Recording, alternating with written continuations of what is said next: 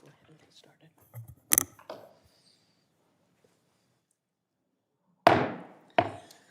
The Subcommittee on Water, Wildlife, and Fisheries will come to order. I would like to apologize for the temperature in here. Hopefully it will warm up as we proceed with our hearing today. If not, maybe we'll have to go out in the hallway and start dragging people in here to get the body heat, but hopefully we won't have to resort to that. Good morning, everyone. I want to welcome members, witnesses, and our guests in the audience of today's hearing. Without objection, the chair is authorized to declare a recess of the subcommittee at any time. Under Rule 4F, any oral opening statements at hearings are limited to the chair and the ranking member. I therefore ask unanimous consent that all other members' opening statements be made part of the hearing record if they are submitted in accordance with Committee Rule 3O. Without objection, so ordered. I also ask unanimous consent that the Congressman from Washington, Mr. Baumgardner, be allowed to participate in today's hearing. Without objection, so ordered. We are here today to hold an oversight hearing titled Sea Lion Predation in the Pacific Northwest. I now recognize myself for a 5-minute opening statement. This morning, the subcommittee will examine an issue that has only become more challenging in recent years: pinniped predation on threatened and endangered salmon and steelhead, and the conflicting requirements of the Marine Mammal Protection Act and the Endangered Species Act. Pinniped refers to a category of marine mammal, including California sea lions, Steller sea lions, and harbor seals, among others. In the decades since the enactment of the Marine Mammal Protection Act, pinniped populations have exploded, and they are dominating ecosystems across the Pacific Northwest and devastating salmon and steelhead populations listed under the Endangered Species Act. The National Marine Fisheries Service has found on repeated occasions over the last 2 decades that pinniped predation is a leading factor in preventing the recovery of these salmon species. One study found that by 2015, across the Pacific coast, pinnipeds consumed 6 times the amount of Chinook salmon that were captured through commercial and recreational fishing combined. The imbalance between unchecked pinniped populations and their threatened and endangered prey causes significant challenges throughout the Pacific Northwest. In today's hearing, we will hear the perspective of tribes that bear the impacts and have led on pinniped management. To address this issue in the Columbia River, Congress enacted bipartisan legislation in 2018 authorizing the Secretary of Commerce to permit the Columbia River tribes and states of Washington, Idaho, and Oregon to conduct lethal take of pinnipeds based on their location in the Columbia River. Today's hearing provides us with an opportunity to examine the law's effectiveness and explore additional solutions to restore the balance between salmon and pinnipeds. The subcommittee is joined today by Asia Dakota, the Executive Director of the Columbia River Intertribal Fish Commission, who will talk about the Columbia River tribe's experience and implementation of the 2018 statute, the effectiveness of legal take as a management tool to improve salmon abundance, and the considerable resources that our tribes and tribal organizations have devoted to recovering salmon populations.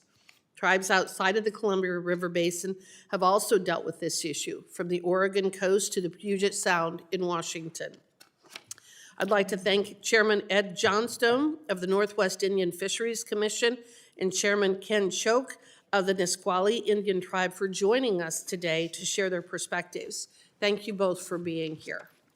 It is my hope that today's hearing gives us an opportunity to reflect on lessons learned from previous efforts so that we can craft solutions that effectively bring pinnipeds under control and facilitate the growth of healthy, sustainable salmon and steelhead populations. With that, I want to thank the witnesses for traveling to Washington to be here and their members for their interest in this very important issue.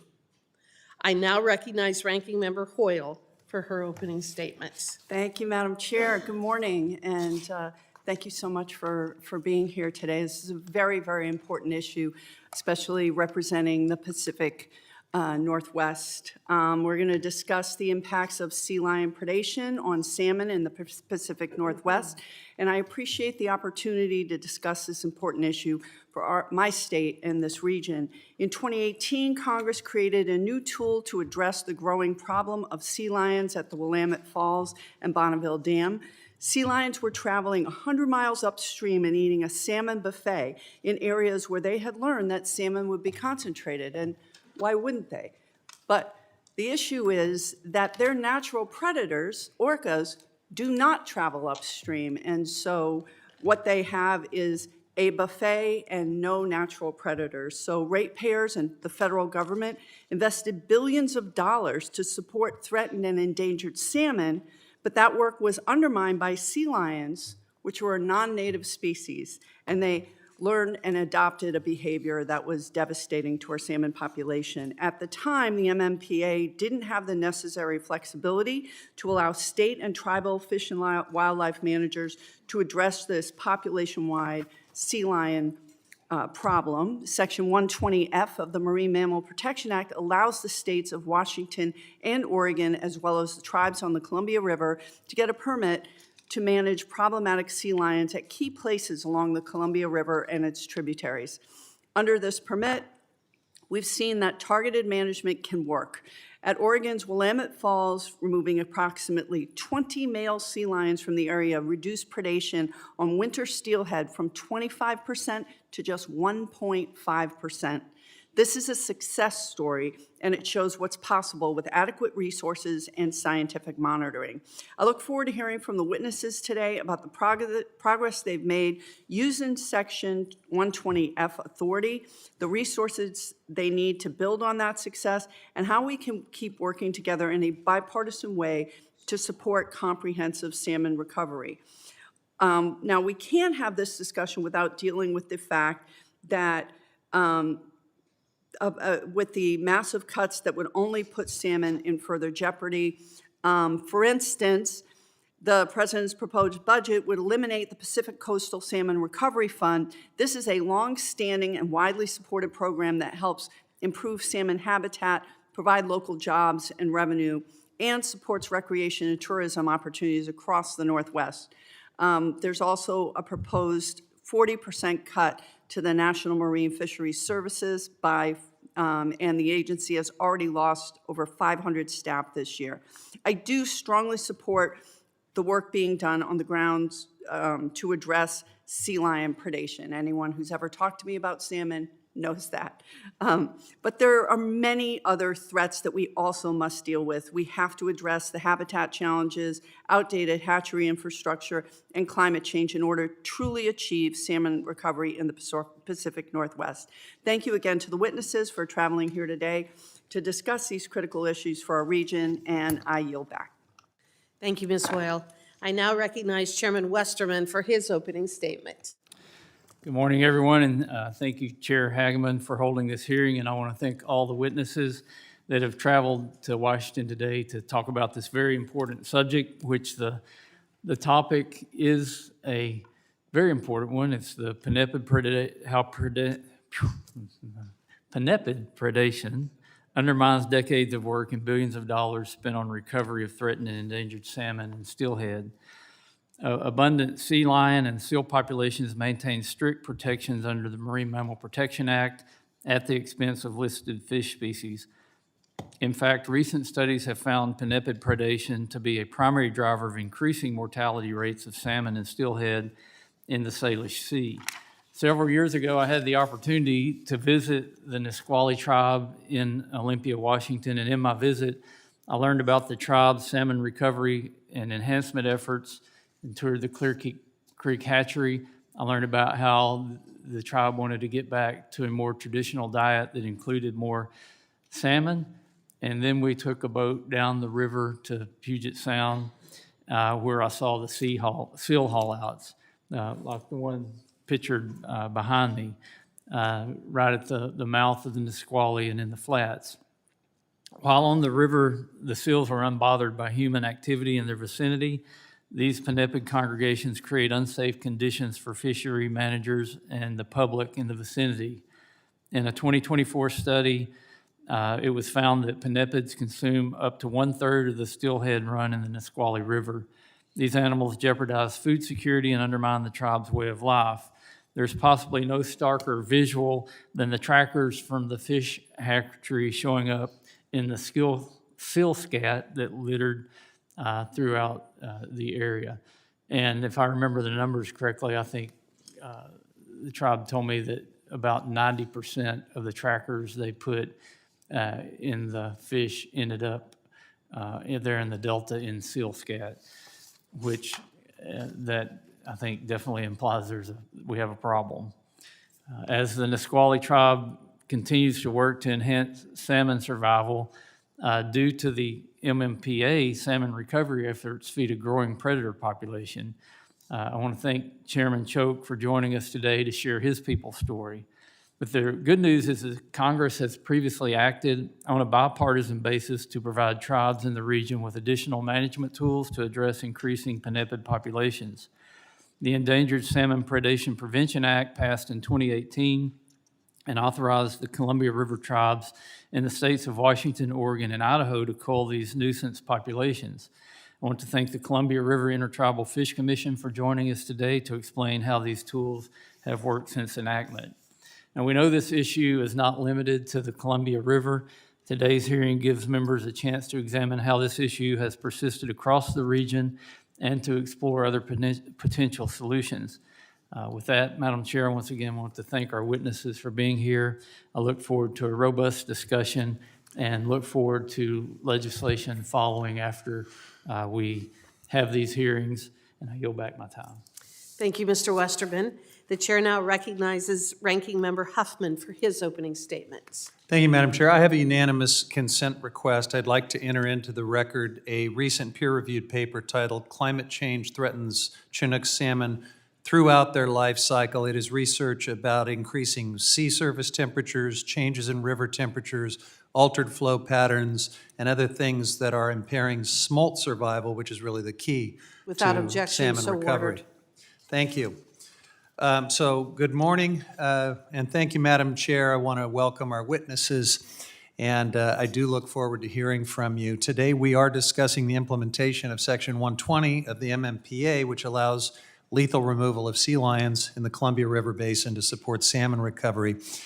And predator management, if you really care about declining salmon populations, is one part of the conversation, but it is certainly not the only part or even the biggest part of what we should be talking about. For the past few decades, salmon populations have declined sharply because of habitat loss, because of dam construction, droughts, overharvest, all of these factors leading to multiple listings under the Endangered Species Act. The river system has been reshaped by people. Dams, fish ladders, fish passage bottlenecks, leaving us with very unnatural predator-prey interactions that did not exist historically. And in my district, salmon fishing is a way of life. I care about these things and know all too well about declining salmon populations. California salmon fishing communities have had unprecedented challenges, 3 consecutive ocean salmon season closures. So, Madam Chair, when you give statistics about pinnipeds eating dramatically more salmon than fishermen, you can play with those numbers, because for the past 3 years in places like California, the fleet hasn't been able to catch salmon at all. So it's no surprise that pinnipeds would be eating more than the commercial harvest. At the same time, we're watching real-time recovery of a historic salmon run where we did it right, where tribes, the state, and federal government collaborated on the difficult work of removing Klamath dams. And in a short time since, we have seen salmon return to places they haven't been in over a century. It is working. So I'll be frank, I'm glad Republicans are finally talking about salmon here in this committee today. But if killing even more sea lions than we already allow, and I support the targeted science-based intervention that we allow right now under current authority, but if that's the only thing you'll do for salmon, you're missing it.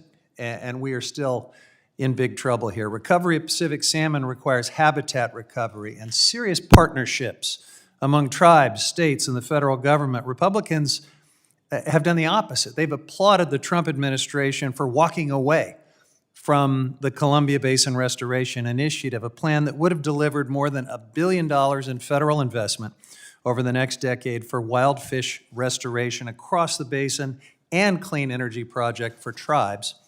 And on top of that, Republicans rescinded IRA funding that would have gone towards salmon and marine mammal research. And they've done nothing to stop DOJ from wreaking havoc at NOAA. I'm glad you're here, Mr. Roush. We should be having a conversation about the fact that you are now the chief cook and bottled washer at this critical agency, and I'm so sorry that your scientists and your actual salmon recovery funding has been gutted under the watch of this administration. House Republicans have put forward a NOAA appropriations bill that guts National Marine Fisheries Service by 40%. And acts as 44% of NOAA's Pacific salmon budget. But today, we hear that they care about salmon, and I just wonder, who do they think they're kidding? You can't champion salmon recovery while slashing the very programs designed to rebuild habitat, recover river function, and uphold tribal rights. You can't walk away from basin-wide restoration agreements and then point to sea lions as the problem. Claiming to care about salmon recovery only when you get to kill off another species is not conservation. I don't know what it is, but it's not serious conservation. My goal today is to hear from our witnesses what is really working and what isn't, and how we can support salmon recovery. It's great to try to avoid extinction, and I do support targeted science-based interventions like what the ranking member mentioned at Willamette Falls. That is going to be necessary in the short term, but we have to think about recovery. And that's an entirely different and I think even more urgent conversation. So I hope today we will ask hard questions, listen to our tribal partners, and ground our decisions in data, addressing root causes. Thank you, Madam Chair, and I yield back. I will now introduce our first panel of witnesses.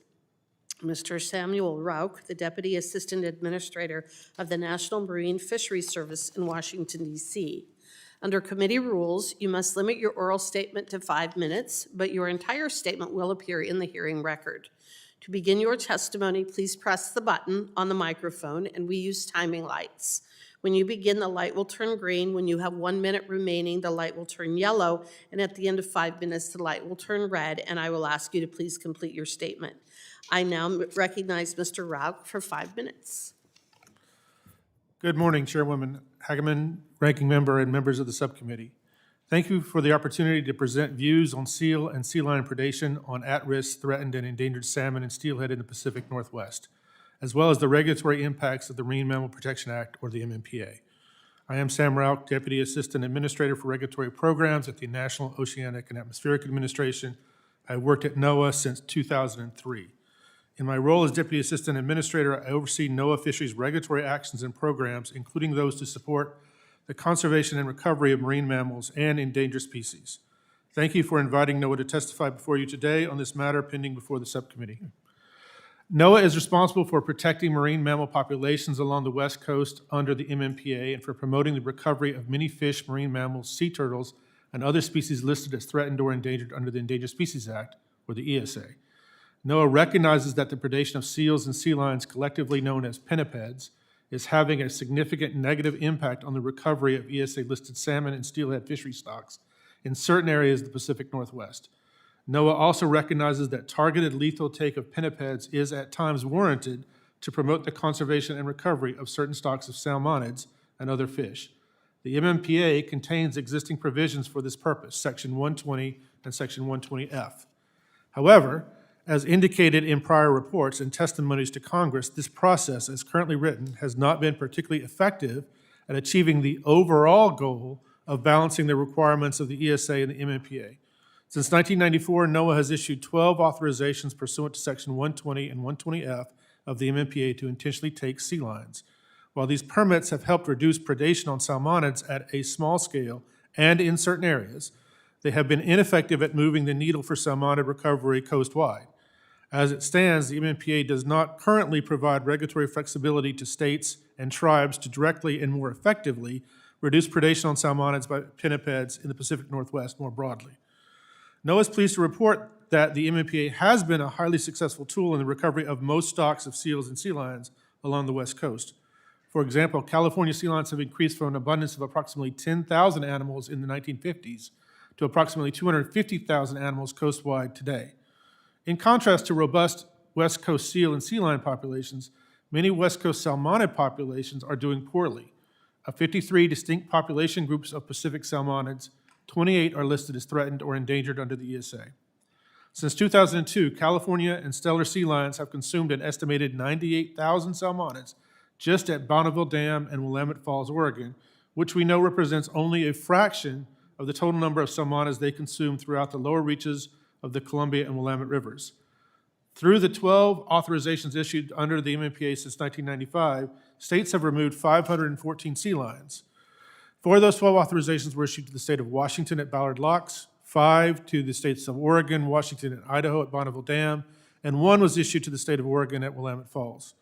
In addition to the MMPA Section 120 authorizations, in 2020, NOAA issued an MMPA Section 120F permit to the states and to 4 Columbia Plateau Treaty Tribes to intentionally take predatory sea lions in the Columbia River Basin.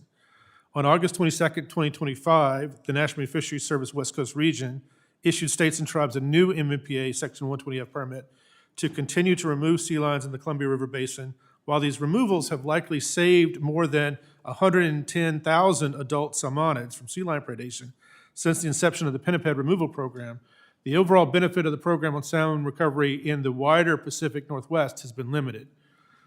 NOAA appreciates being invited to testify before the committee on this issue. We look forward to working further with the committee to achieve the administration's deregulatory priorities outlined in Executive Order 14192, Unleashing Prosperity Through Deregulation, and Executive Order 14276, Restoring American Seafood Competitiveness. By achieving these priorities, we will rebuild fisheries, support the long-term sustainability of fishing communities, and come up with solutions regarding this matter. Thank you for your time, and I welcome the opportunity to answer any questions you may have. Thank you, Mr. Rauch. And I thank the witness for his testimony. We'll now recognize the members for 5 minutes each for questions. I'm going to begin with myself. Mr. Rauch, in your testimony, you state that the California sea lion population across the Pacific coast has increased from approximately 10,000 animals in the 1950s to roughly 250,000 today. Are pinniped populations in the Pacific Northwest at sustainable levels? Thank you for the question. Yes, they are. The California sea lion population is around 260,000, which is within their optimal sustainable population, the standard for a healthy population under the MMPA. The eastern stellar sea lion population is at around 78,000, also within their optimal sustainable populations. So have the 120F removals threatened the sustainability of pinniped populations on the West Coast? We do not believe so. As I indicated, we've only authorized in the hundreds, and there are tens of thousands of the sea lions around and seals around the West Coast. NOAA's 2022 5-year review for several salmon species along the Columbia River noted an overall increase in pinniped predation of Pacific salmon and steelhead. How has pinniped predation impacted NOAA's efforts to recover the ESA-listed salmon species? Pinniped predation is clearly a factor that is limiting recovery of the salmon stocks. It is not the only factor. There are many factors, but it is one of them, and we can measure in places like the Columbia River where we have seen improvements in predation. Predation's gone down. We've seen increases in salmon runs, which have improved their extinction outlook. They are in better shape because of the predation efforts that we've taken.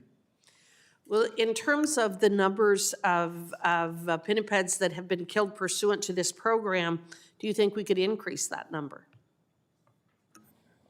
We look at that number based on a scientific assessment of the potential biological removal. The potential biological removal for California sea lions is about 14,000 a year, and we're in the hundreds. For eastern stellar sea lions, it's about 2,000 a year, and we're well below that in terms of what we've authorized to date. The current 120F targeted program in the Columbia caps the removals at 10% of the potential biological removal rate. So you take the potential biological removal and go down to 10% of that, and that is what Congress has authorized to be removed in the Columbia, and that has been a successful program. Do you think we need to change that number? the administration has no position on whether we need to change that or not. I do think that that number is still well below the potential biological removal. Okay, so we could increase it above the 10%, and we would still retain a sustainable population of pinnipeds in the Pacific Northwest? I think that is likely, yes. Okay. Do you have a specific number? The witnesses on our second panel will talk about the relationship that the tribes in the Pacific Northwest have with NOAA in working through these issues. What do you think NOAA could more effectively do to partner with the tribes to control the pinniped populations? Do you have some additional ideas? We very much value our partnership with the sovereign Pacific Northwest tribes. We have been partnering with them on many issues for decades, as long as the National Marine Fisheries Service has been an entity. They have a long history, even well before European civilization came, of managing their own natural resources well. We try to provide within our authorities support for their efforts and to work closely with them. As indicated on the Columbia, we've taken advantage of the congressional authority given and partnered with them to issue a permit that we believe has been successful within the Columbia. We have not been able to do that in the rest of the Northwest because there's no authority to issue a similar permit at the moment. But we have been working with them on preparing if that were to become an eventuality. Do you have any particular ideas of how to improve this situation from the standpoint of better protecting the salmon species? The administration has no particular view on this, but if Congress were interested in more flexibilities, Congress could look to the Columbia River provision that it has already passed and implement that more broadly. We think that that has been a successful program on the Columbia. Okay, wonderful. Well, I appreciate your comments and your insight in that regard, and I think that there's definitely some interest among the members of providing additional resources and additional tools to address this situation. I now will go to Ranking Member Hoyle for her 5 minutes of questioning. Thank you. And first, Madam Chair, I'd like to ask for unanimous consent that both Representative Anna Lee Randall and Representative Gluesenkamp Perez of Washington have permission to sit in on the dais and participate in today's hearing. Without objection, so ordered. And Madam Chair, I ask unanimous consent to enter to the record statements from the Fish and Wildlife Departments of the states of Oregon and Washington. Without objection, so ordered. Okay, and first, I want to make it clear. I believe that the California sea lions and pinniped overpopulation problem is severely impacting our salmon population, and I would love to see us have a scientifically based approach to culling that population, as they have no natural predators to control a population that is truly upsetting the balance in our ecological systems and wildlife. So, having said that, I am very concerned that staff and programmatic cuts at NOAA are affecting hatchery operations, tribal coordination, and the ability of scientists to successfully carry out programs like Section 120F. NOAA we have not even reached the 10% allowed culling rate of pinnipeds because, apparently, of staff cuts. Now, I have specifically heard that tribal co-managers and state hatchery operators lost communication access with NOAA staff after a round of layoffs in February. Can you explain how NOAA is working to ensure its responsibilities under Section 120F of part of the MMPA are still being fulfilled? Thank you for the question. 120F does allow us to issue a permit to the states and the tribes, and they carry out the activities. We coordinate with them.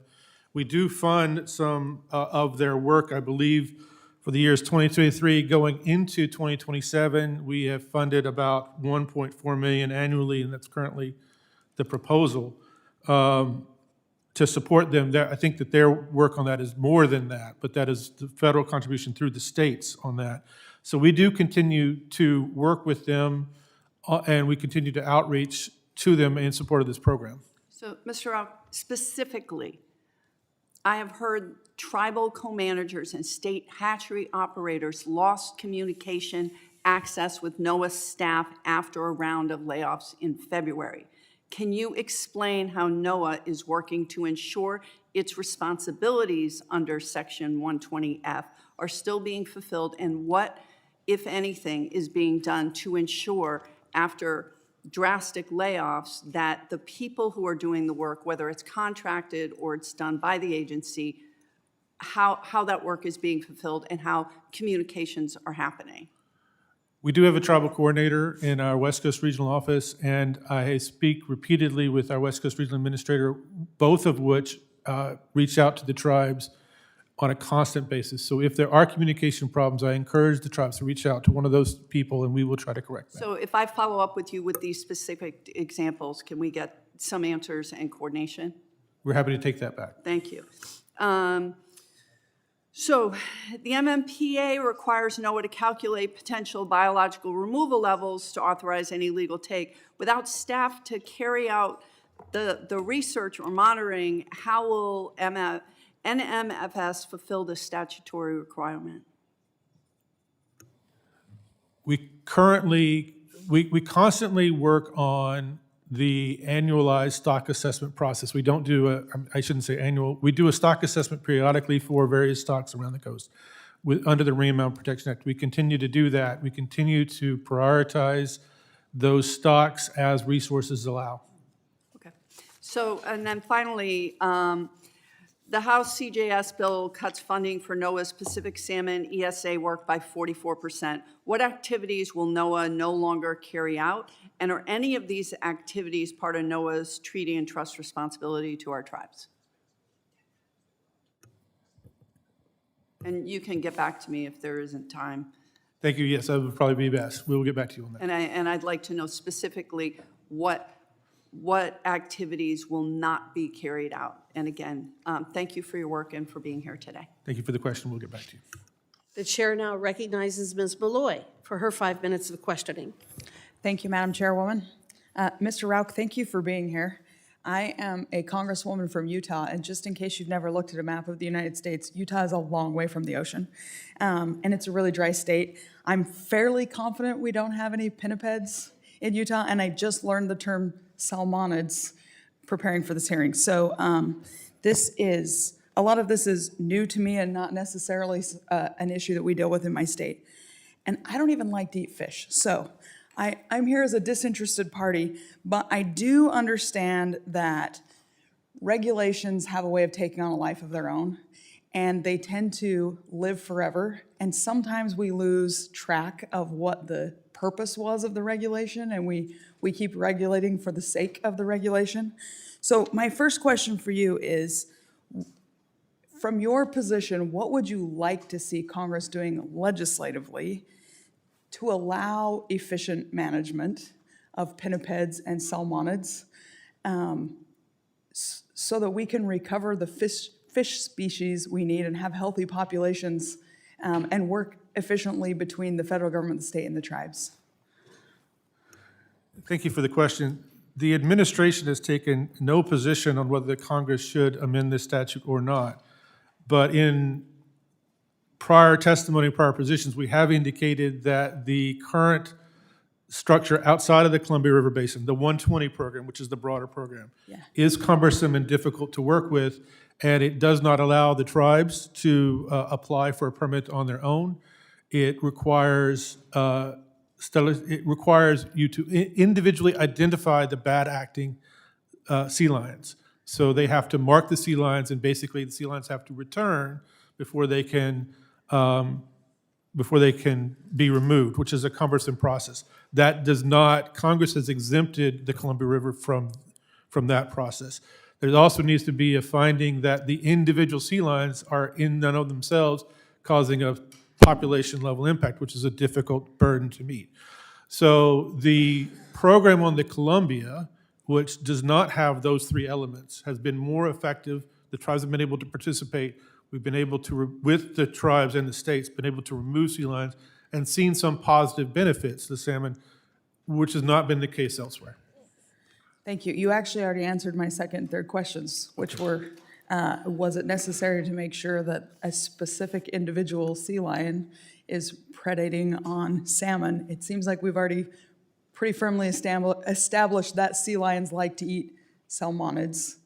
Feels like we could make them guilty by association, and whether extending that authority would be helpful, and you answered both of them, so I will return my last 2 minutes, Madam Chairman. Thank you. The chair now recognizes Ms. Glusenkamp Perez for 5 minutes of questioning. Thank you for joining us today. Thank you so much. Thank you to the chairwoman and the ranking member for holding this important hearing and for granting me the opportunity to speak on this issue. So I live right above the Columbia River in southwest Washington, just above the Bonneville Dam, and I have seen and heard firsthand how much work goes into managing sea lion populations and preserving local fisheries and tributaries. As the name implies, sea lions are a species that belong in the sea, not in our rivers. A sea lion is not a small creature. For scale, please note the Toyota Corolla. A Steller sea lion is 11 feet long and 2,500 pounds. These are behemoths, and Toyota Corolla 15 feet and 3,000 pounds. And when Congress amended the Marine Mammal Protection Act to expand lethal removal authorities, it provided that eligible managers along the Columbia River could remove up to 450 California sea lions and 176 Steller sea lions during the 5-year life of the take permit. Yet we have only seen our managers come close to these we haven't even seen them come close to reaching these levels. In 2024, only 27 California and 21 Steller sea lions were removed at Bonneville Dam. As of July this year, only 26 and 11 have been removed. Ask yourself, why are these numbers so small? The arduous process of removal is a key feature.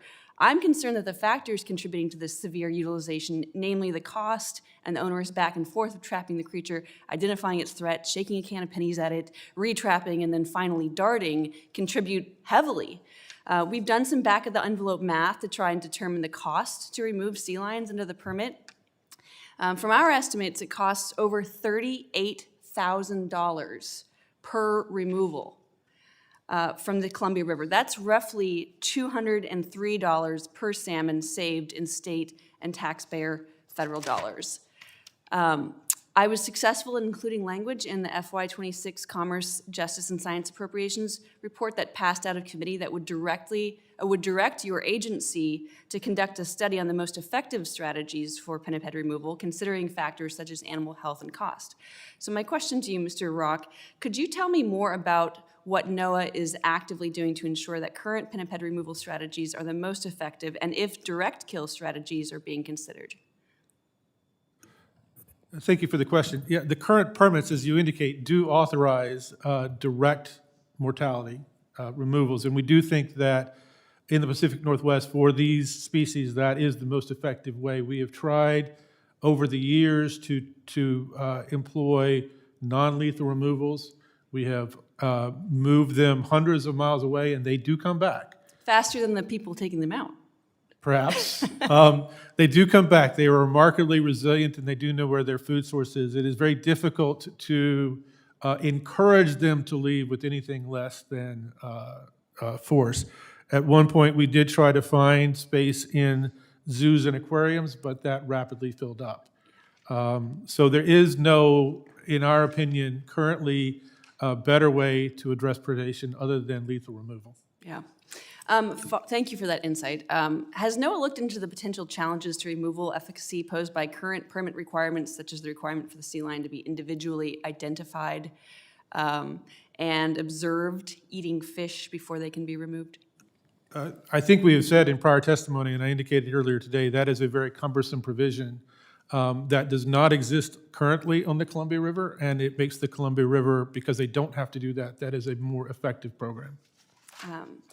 And yet, I think we're seeing that we're still not able to exercise those permits. And I would say to my fellow committee members, you know, this is local lore. This is one of the things I hear about all the time. I don't have air conditioning in my elementary schools, and to see the cost and expense gone through and the levels of ologists we have to go through to protect our our reliance on salmon. It's well known, and in living memory, there are people in my family who lived because their daddies were good fishermen, and we're very concerned at the lack of efficacy of the current removal process. So thank you for your work on this. Thank you. Well, I sure hope we can figure out a way to fix it. And the chair now recognizes Mr. Westerman for 5 minutes of questioning. Thank you, Madam Chair, and thank you, Mr. Rauch, for your testimony. And also, paying attention to the questions you've already answered. And I think, and correct me if I'm wrong, you said that we could remove 14,000 sea lions per year and still have a sustainable population, or did I misunderstand that? Thank you for your question. Yes, the Marine Mammal Protection Act requires us to assess the optimal sustainable population and the potential biological removal, which is how many sea lions or whatever that species is you can remove and still have that sustainable population. And that number is 14,000. For California sea lions, it is 14,000. For the Steller sea lions, it is 2,000. Okay, but the law limits that to 10% of that number, so that would be 1,400 or 1,600 if you were to add them all together. I'm not great at math, but yes, the current 120F does limit what we can authorize to 10% of that potential biological removal rate. So if I'm reading the data correctly, over the past 5 years, we've removed like 229. We have not come close to that level. And that's a very conservative number when you look at 10% being the limit. But also, I believe your testimony notes that the current 120F removals have saved more than 110,000 adult fish. So the potential to save more fish is in the millions while maintaining a sustainable level of sea lions. Is that correct? There is there are only so many sea lions you can remove that are actually causing the predation. I think one of the testimonies was the predation went down to 1%. So at some point, you run out of sea lions. There, not coastwide. There's plenty of sea lions, but you would run out of sea lions that are preying on the fish at the locks. But there is a potential, the more that you remove, we do see improvements in survival.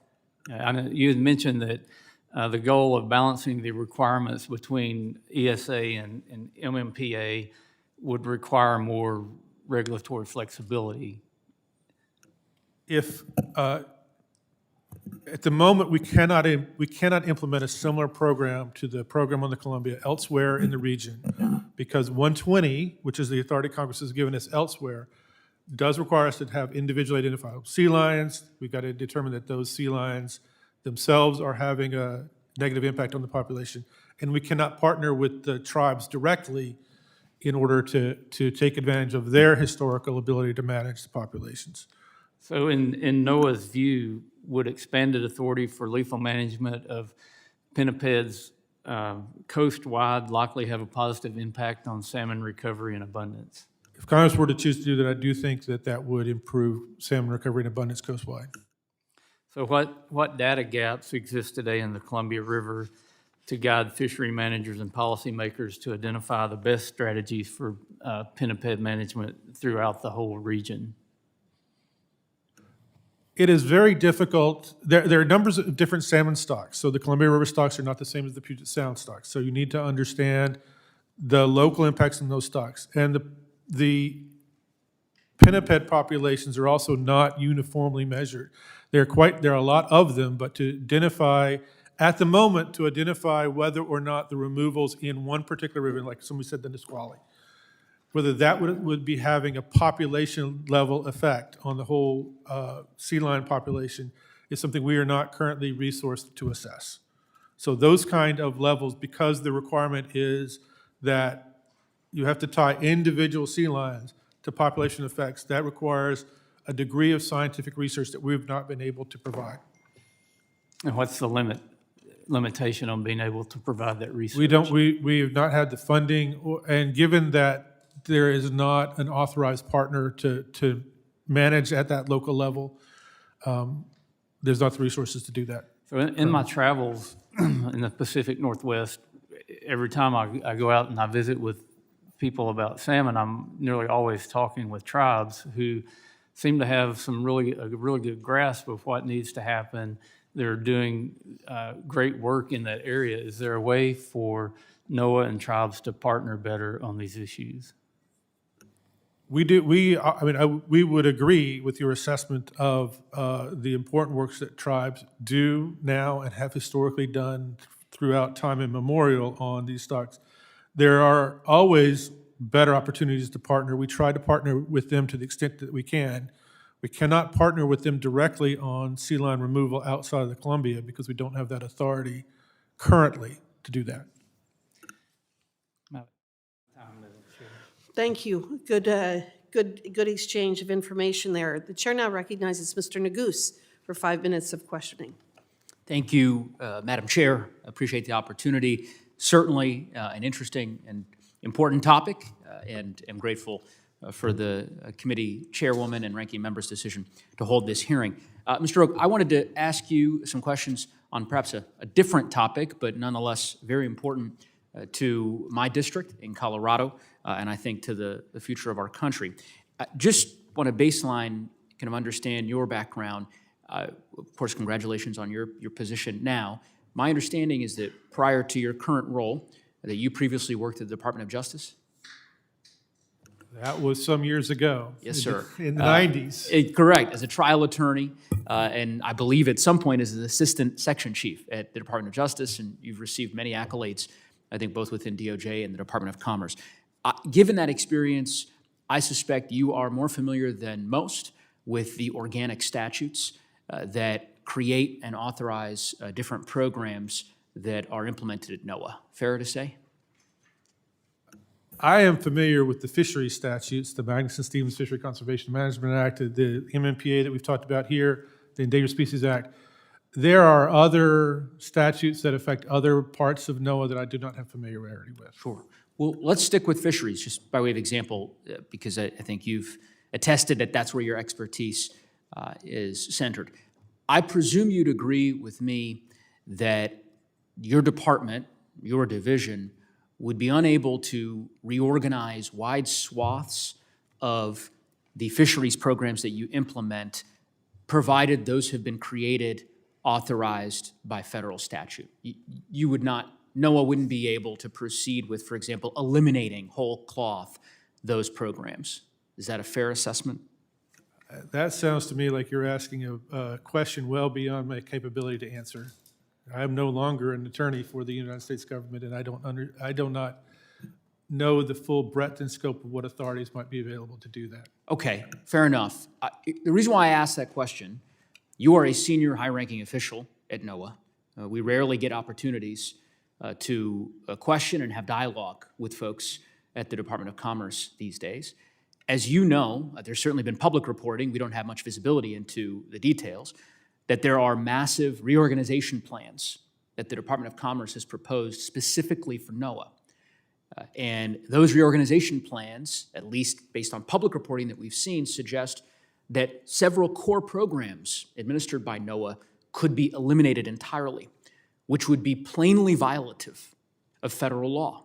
And we've seen that play out, that episode, over the course of the last several months in other departments, most prominently the Department of Health and Human Services, which is mired in litigation on this precise point. I represent multiple NOAA installations in Colorado. I don't know if you've had an opportunity during your long career to visit Boulder and to visit the facility there. Perhaps you have. About 20 years ago, sir. 20 years ago, yes, sir. So, well, we welcome you back. These are your compatriots, hardworking federal civil servants doing important work that has been statutorily authorized and funded by the United States Congress. And so I guess I would offer, insofar as you are willing to relay back to your colleagues at headquarters here in Washington or in Maryland, that it matters a great deal that the Department of Commerce follow the law. And I do not believe that the department has the authority to eliminate programs that have been authorized by Congress.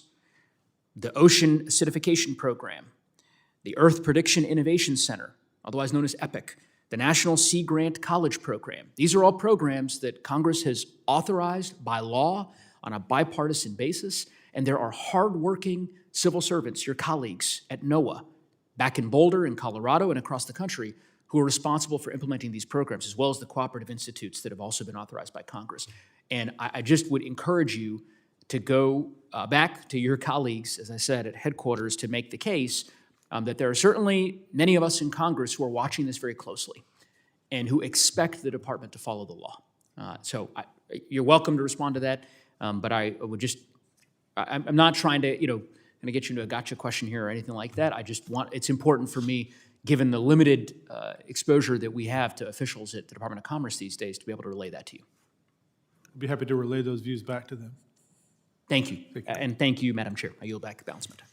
The chair now recognizes Mr. LaMalfa for 5 minutes of questioning. Thank you, Madam Chair. Thank you for appearing with us, Mr. Raj. So we have in California the listed winter run Chinook salmon and the spring run Chinook salmon under the ESA. So that's requiring more cold water to be held in Shasta Dam for future releases to ostensibly help the fish, mostly in the fall. This water otherwise could be used to help towns and farms across the state, as we've seen tremendous water cuts affecting the Sacramento and San Joaquin Valley in recent years. Sometimes maintaining the water can result also in flood releases during the winter and spring, as they have to leave space for flood control. So the water you didn't get to use during the summer in previous crop years, for example, kept the dam too full at the time they have to have their buffer zone for flood control in the year. So that means the water got wasted, not being able to use it because they had to keep the lake deeper. When the water is released from Shasta for the benefit of salmon, it may not always be able to be used by constituents down the line because of the timing I mentioned here, because if you're releasing it in the fall, then that can't go to agriculture. Agriculture's season is pretty much over with by then. So it may not be needed for anything else other than to try and drive the temperature of the river down by 1 degree, and that's going to be the be-all, end-all to help the fish population. 1 degree colder water in the river. Meanwhile, a bigger and bigger zone behind the dam is now unusable water for anybody else. Other regulatory restrictions can prevent this water from being exported from the delta farther down into the Central Valley via the Central Valley Project and the State Water Project conveyance canals. So instead, it rushes on out to the delta, through the delta. So what we see, though, is that salmon populations continue to decline despite all this new water over the last 30 years being pushed through there because of predatory fish, because of actually the environmental issues that not get talked about enough of Bay Area cities releasing effluent into the delta, causing algae and lack of oxygenation and all that. So we do happen to have 2 fish hatcheries, the Livingston Stone National Fish Hatchery and the Coleman National Fish Hatchery, which spawn Chinook salmon to help bolster the populations without having to do more stored water in Shasta that isn't usable for other purposes. So these help augment fish populations, especially during multi-year droughts, which is what these dams were created for, was to survive 5 years of drought. They don't anymore. So that more Shasta water can actually be put to human use, such as growing food, instead of importing more and more crops, like in my Ag Committee briefing today, more and more is coming from Mexico and other places like that. So both of these hatcheries are in the process of being modernized. So Mr. Raj, I'm wondering, do you see that the improvements are critical to supporting the salmon production that would help the population?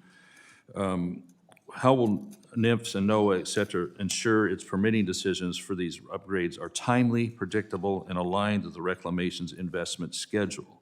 Will permitting hold this up for a needless extra amount of time? Thank you for the questions. We do think that these 2 hatcheries are important for the long-term health of the populations. We have been working closely with the Department of Interior, who are the operating agencies of these facilities, and we are committed to working with them within their permitting schedule, their processing schedule to such Do that they we're- have any urgency on getting these projects done speedily or getting through the permit process quickly or expeditiously? I cannot speak for the Department of Interior. We are committed to working quickly with them within their schedules. Okay, all right, so, would you support alternate delivery mechanisms such as non-federal partners to help carry out design, environmental work, or portions of the construction to expedite these upgrades and make these a stronger, more viable pair of hatcheries? I can't speak for Interior, but we have seen many projects across the country where including non-federal partners have made the projects more successful. So you do feel urgency to at least at some level try and speed these up and have it? We will work within the bounds that try to meet the schedules that Interior has given us, and we will try to do that as quickly as we possibly can. Okay, thank you. Up on the Klamath River, NOAA and NIMS are looking at what the Klamath water users are dealing with up there. What they have is studies on fish flows that are over 20 years and very limited to water going only for fish and not agriculture, which has been devastated for the last 20-plus years with that. Is it possible that we could have a consultation that revisits actual best and latest science, not 20-plus-year-old studies on fish needs for all types of fish, and really when it's the coho that has been the focus? Yeah, thank you for the question. I know that Interior, once again, is considering reinitiating consultation there. If we do that, we are both statutorily committed to using the best available science, and as you know, the President has indicated we should only be implementing gold standard science. So we would be looking for the best science that we possibly can to apply to any revisited consultation that Reclamation would ask for. And farmers have urgency to get their 26 crop season planned and 27, et cetera. Can we give them assurance that they know what they can plant, how much water they'll have available in 26 or 27? Reclamation controls the water delivery, but we are trying to ensure that the National Marine Fisheries Service is not an impediment in terms of scheduling any of that process. Thank you. I yield back, Madam Chair. Thank you. I want to thank the witness for your testimony today and for the members and their questioning. The members of the committee may have some additional questions for the witness, and we will ask that you respond to those in writing. So I believe that you're going to be dismissed at this point, and while the clerk is resetting the table, I will introduce our second panel of witnesses. Again, Mr. Rock, thank you for coming today. Ms. Asia Dakota, the Executive Director of the Columbia River Intertribal Fish Commission in Portland, Oregon. Mr. Ed Johnstone, the Chairman of the Northwest Indian Fisheries Commission from Olympia, Washington. And Mr. Larry Phillips, the Pacific Fisheries Policy Director of the American Sport Fishing Association from Olympia, Washington. And the Honorable Ken Choke, the Chairman of the Nisqually Indian Tribe from Olympia, Washington. Let me remind the witnesses that under committee rules, they must limit their oral statements to 5 minutes, but your entire statement will appear in the hearing record. To begin your testimony, please press the button on the microphone, and again, we use timing lights. When you begin, the light will turn green. When you have 1 minute remaining, the light will turn yellow, and at the end of 5 minutes, the light will turn red, and I will ask you to please complete your statement. I will also allow all witnesses to testify before member questioning. I now recognize Ms. Dakota for 5 minutes. And have I said your name correctly? Yes, you did. Thank you. Oh, good. Thank you. I now recognize you for 5 minutes for your opening statement. Thank you. Chair Hageman, Ranking Member Hoyle, and members of the committee, thank you for this opportunity to share our experiences confronting marine mammal predation on salmonid populations in the Columbia River. I'm Asia Dakota, a citizen of the Yakima Nation and the Executive Director for the Columbia River Intertribal Fish Commission. We are a governmental subdivision of 4 treaty tribes, the Yakima, Warm Springs, Umatilla, and Nez Perce. Collectively, our tribes and CRITFIC carry out one of the largest tribally led fishery programs in the United States, working across an area larger than Florida. Increased presence of California sea lions, stellar sea lions, and harbor seals within the lower Columbia River are severely impacting our region's salmon conservation efforts. Historically, our elders remember an occasional sea lion reaching Celilo Falls. However, these occurrences were rare. Now, a combination of hydrosystem infrastructure, changing environmental conditions, and the success of the Marine Mammal Protection Act has resulted in unprecedented numbers of sea lions in the Columbia River. Starting in the early 2000s, sea lion numbers began to climb as they learned to use river bottlenecks to consume returning salmon and steelhead, including 13 ESA-listed stocks. These sea lions have not only returned each year, but they are teaching their offspring and others this behavior. Dealing with this problem wasn't straightforward, as sea lions are protected by the Marine Mammal Protection Act. Section 120 of this act allows for lethal removal of nuisance marine animals, but only as a last resort after non-lethal methods have failed.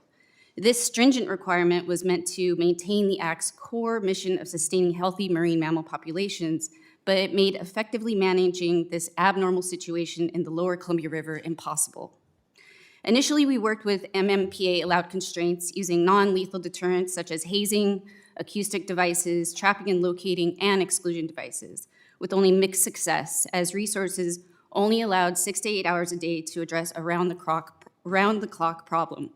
Despite our efforts, predation rates more than doubled between 2006 and 2015, and it was clear that a strong solution was required. With bipartisan support, the Endangered Salmon Predation Prevention Act was signed into law in 2018, amending Section 120 of the MMPA to enable NOAA to issue permits to Washington, Oregon, Idaho, and the 4 treaty tribes to lethally take sea lions in a limited portion of the Columbia River with the intention of protecting ESA-listed salmon species. After 6 years, I'm pleased to report that the impact of this amendment has been dramatic. After removing 30 sea lions at Willamette Falls, winter steelhead losses from the pinniped predation went from 25% to just under 2%. At Bonneville Dam, despite the challenges from its larger area and greater number of sea lions, targeted removals have led to a 91% decrease in sea lion days and significant reductions in predation. The permit was recently extended through August 2030. Despite the culls that have taken place since 2018, this effort has had no measurable impact on the overall sea lion population. Thanks to the MMPA, California sea lions number approximately 275,000 and are at or near carrying capacity, well beyond the optimal sustainable population level that NOAA developed. I urge Congress to prioritize the following actions: sustain funding to maintain and expand removal programs at Bonneville Dam and Willamette Falls, amend the MMPA to extend area-based management authorities into the lower Columbia River, request NOAA to assess current management options and provide a roadmap for effective strategies, support expanded monitoring as sea lion behavior changes, invest in technology to prevent sea lions from moving upstream past the estuary, and lastly, support research and development of innovative non-lethal deterrents. While sea lion predation on adult salmonids and smolts is significant, I must emphasize the need for a holistic approach to predation management overall, addressing avian, piscivorous, and marine mammal predation collectively. Protecting salmonid populations is vital for the ecological health of our rivers and the cultural and economic well-being of our communities. Finally, I want to let the committee know that our tribes and the Columbia River Intertribal Fish Commission do not take lethal removals lightly or as the preferred option. We don't want to be in the business of managing Pacific marine mammal populations into perpetuity. Lethal removals of animals with this learned behavior will minimize predation now and prevent new sea lions from establishing this pattern into the future. We are very much aligned with our state co-managers in this goal. Thank you for your time and consideration. Happy to answer any questions. Thank you, and thank you for your recommendations. I now recognize Mr. John Stone for 5 minutes. Thank you, Chair and Ranking Member and the committee for this opportunity to speak before you on this important issue. I am a Quinault Indian and was born a Treaty Indian. I'm one of the elders that she speaks about that can speak from the time that I can remember in the late 50s and early 60s, where sea lions were very rare to observe. The Northwest Indian Fish Commission is comprised of the 20 treaty tribes organized shortly after the decision known as United States versus Washington from 5 treaty areas we signed in 1854 and 1855. It's with that background that I speak to you that our ancestors lived this life, and it was brought to me when I was born, and I lived on this coast. And listening to your opening remarks are very powerful. Listening to what we hear from Noah gives me hope that I'm here to speak for the 20-member tribes policy as directed, and we've looked at this issue for a long time. And in our written testimony, you'll see some of that story where the Muckleshoots dealt with the sea lion called Herschel at the locks and going into Lake Washington. And that sea lion was numbered and then taken somewhere, and it almost beats them home, right? No more steelhead whatsoever in the Lake Washington into the tributaries where the Muckleshoots and other tribes fish. This problem needs to be an ecosystem-based approach, needs the legislative fix, an administrative fix to engage in a process of this meeting and other meetings that our member tribes and our leadership are definitely on board with, where we can meet, when we can meet, and we get results of the testimonies that you're hearing. So we've developed this policy given these limitations that we have been faced with. When you hear the dynamics of 250, 275,000, 300,000 California sea lions, they're not only eating the adults, they're eating the outmigrants. In a world where there's no more spring runoff and the glaciers are no longer there, that milkies the water that helps those smolts go out to the sea, because our glaciers are going and they're gone. Snow is not reliable. Those kinds of things that we had as protections in the past are no longer available. Our adults are dying pre-spawn because the rivers are too low. They're out of oxygen, and we're out of, and we're facing those kinds of challenges. So it's a vast approach that we need to think about as we tackle this issue, because as the sea lion population grows, those fish that they rely on, no matter where they're from or where they're going, they used to be that Southern Oregon, Northern California, Central Valley large populations that kept them. Now that they've grown so large, the young bulls are ostracized, and they have to go out and they have to make a living. They're making a living in Grace Harbor, where the haul-outs and the docks are full of these sea lions. Or they're at the mouth of the Nisqually, where there's 200 or 300 rafted up, waiting for those stocks.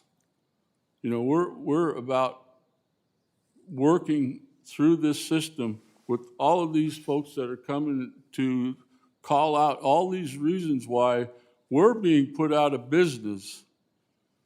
They eat 60 pounds a day times 250,000. You get to what, a million and a quarter pounds a day of fish stocks that are diminishing. At some point, the natural order will take over. They're out of business, we're out of business. We encourage and are encouraged by the words we heard. We're ready to do the job, to meet wherever and whenever we can. We think that two-pronged approach and ecosystem base is a positive way to go. I've had to kind of change up the script. You have a written testimony that we've advanced. We're here. We're engaged. We look forward to the opportunity of working this. So my grandchildren and my grandchildren's children knows the life ways of our people as Indian people. As they go, we go. The salmon. Thank you for this opportunity. Thank you, Mr. Johnstone. The chair now recognizes Mr. Phillips for 5 minutes. Good morning. Chair Hagman, Ranking Member Hoyle and members of the subcommittee. Thank you for an opportunity to testify today. My name is Larry Phillips, and I serve as the Pacific Fisheries Policy Director for the American Sport Fishing Association, or ASA. ASA represents the country's recreational fishing industry and many businesses whose livelihoods depend on healthy salmon and steelhead runs across the Pacific Northwest. Recreational fishing is part of the identity of the region. From Puget Sound to the Columbia River Basin and along the coasts of Washington and Oregon, salmon seasons support thousands of jobs, strengthen local economies, and carry forward cultural and family traditions. Nationwide, recreational fishing contributes more than $130 billion annually, and anglers directly invest nearly $2 billion a year into conservation.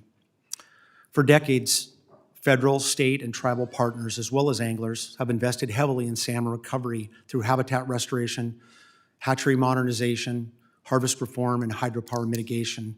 But for one major factor continues to erode these gains, pinniped predation on salmon and steelhead. Today's pinniped populations are healthy, fully protected, and significantly larger than when systematic surveys began in the 1970s following the passage of the Marine Mammal Protection Act. While we can't precisely quantify pre-contact abundance, science shows that these populations have rebounded dramatically in the modern era, and many stocks are at or above optimum sustainable population levels. The recovery is a conservation success, but it also means that predation pressure on salmon has grown far beyond what recovery efforts were designed to absorb. In the Columbia River, sea lions that were nearly absent in the 1990s can consume a significant portion, and estimated as high as 40% of the spring Chinook return in a single season. Thanks to the leadership of Senator Reich, Senator Cantwell, Representative Newhouse, and others, the 2018 Endangered Salmon Predation Prevention Act provided targeted tools, and early results showed improved salmon survival. But the MMPA still prevents meaningful actions in many areas where predation is most acute.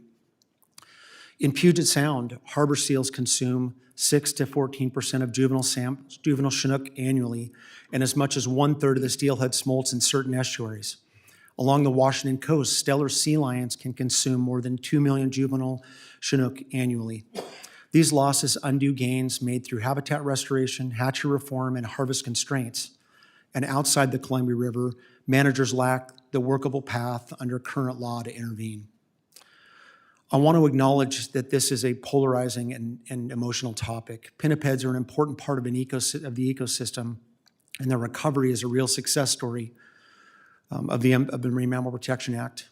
We also appreciate the thoughtful, science-driven work already being done by federal, state, and tribal managers, often under very limited authority.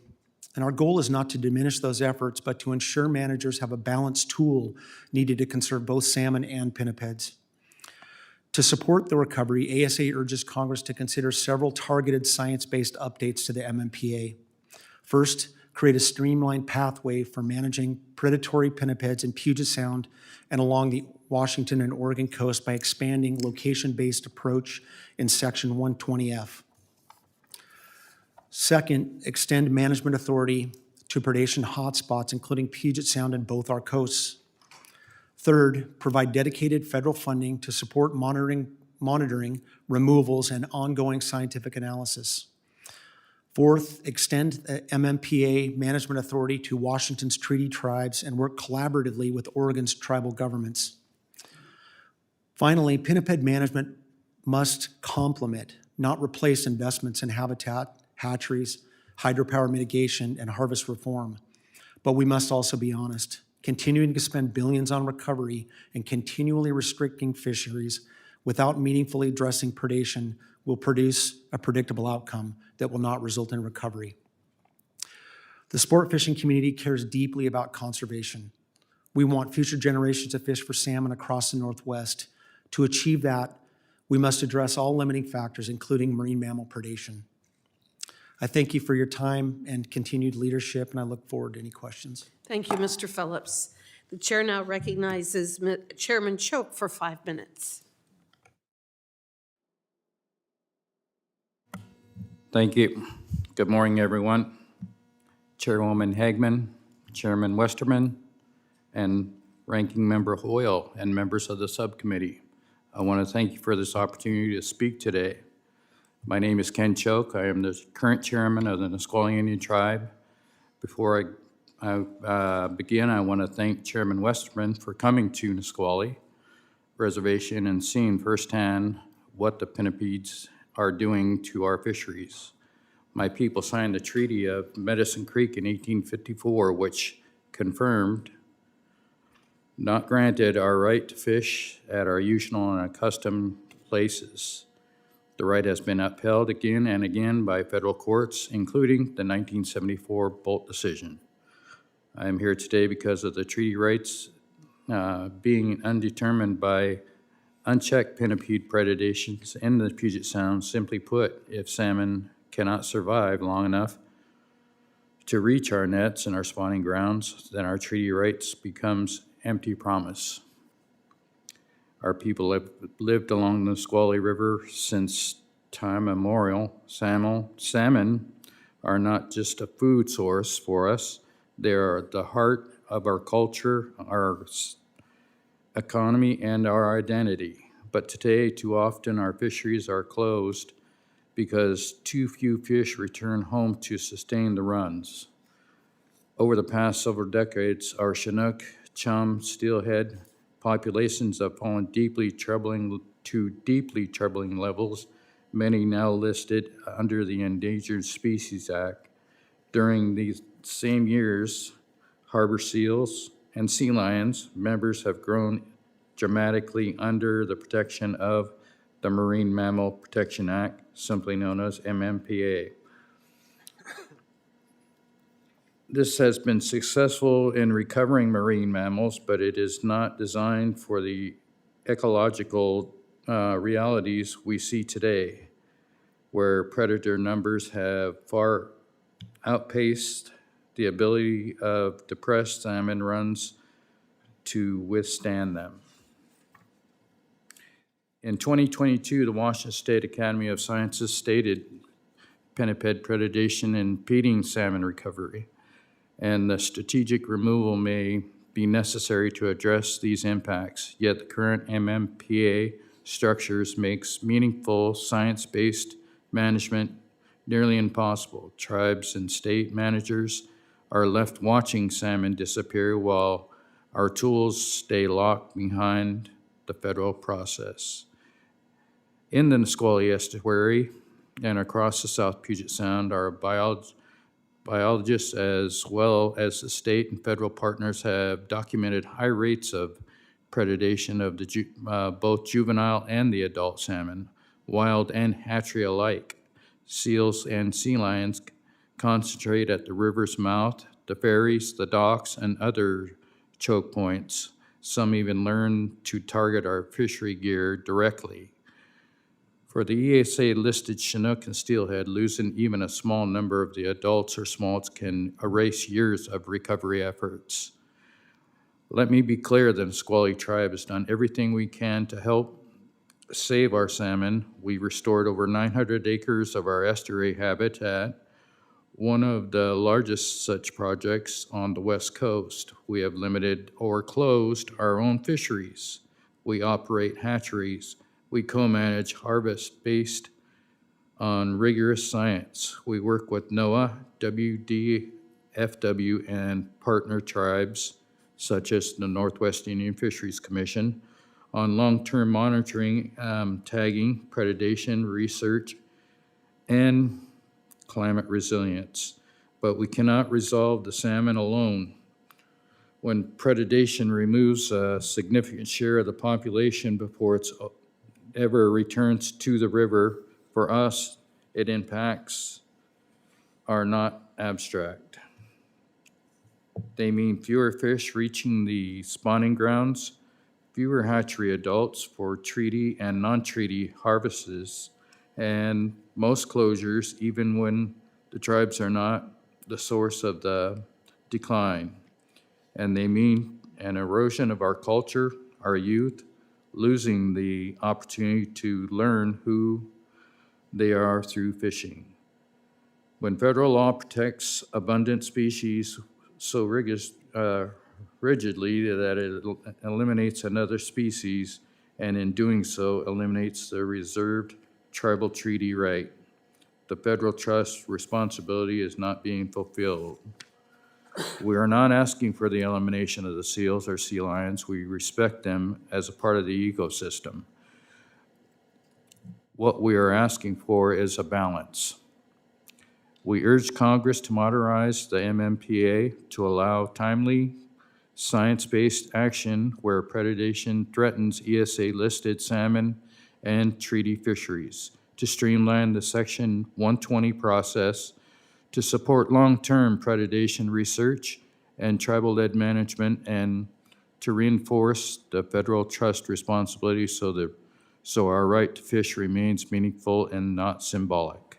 For the Nisqually people, salmon are relatives. Our treaty promised we could continue the relationship forever.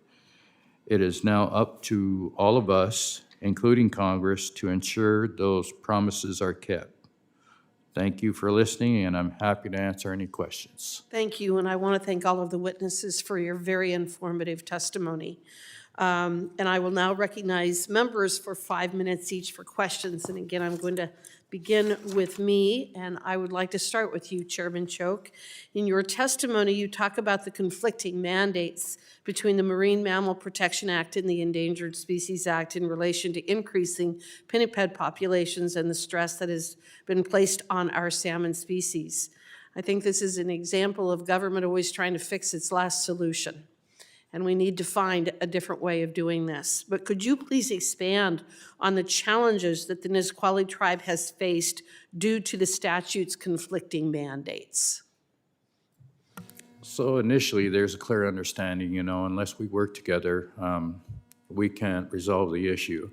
I thank you for the question, and, there's so much more to discuss in the future, and I can't share enough of how it's truly impacted the Nisqually people and what we've been up against for the last decade or so, a lot longer.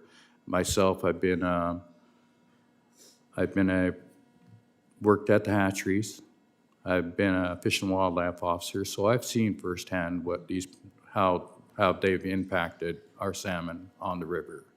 But again, thank you for that question. We'll talk more. I think that one of the points that I hope is coming out of this hearing today is that we recognize the absolute critical importance of the tribe's involvement in finding that solution of how to fix this issue.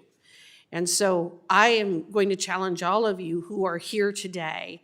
I know in your testimony you have provided suggestions, and Ms. Dakota, in your testimony you provided some good examples of things that can be done. All of you have done that.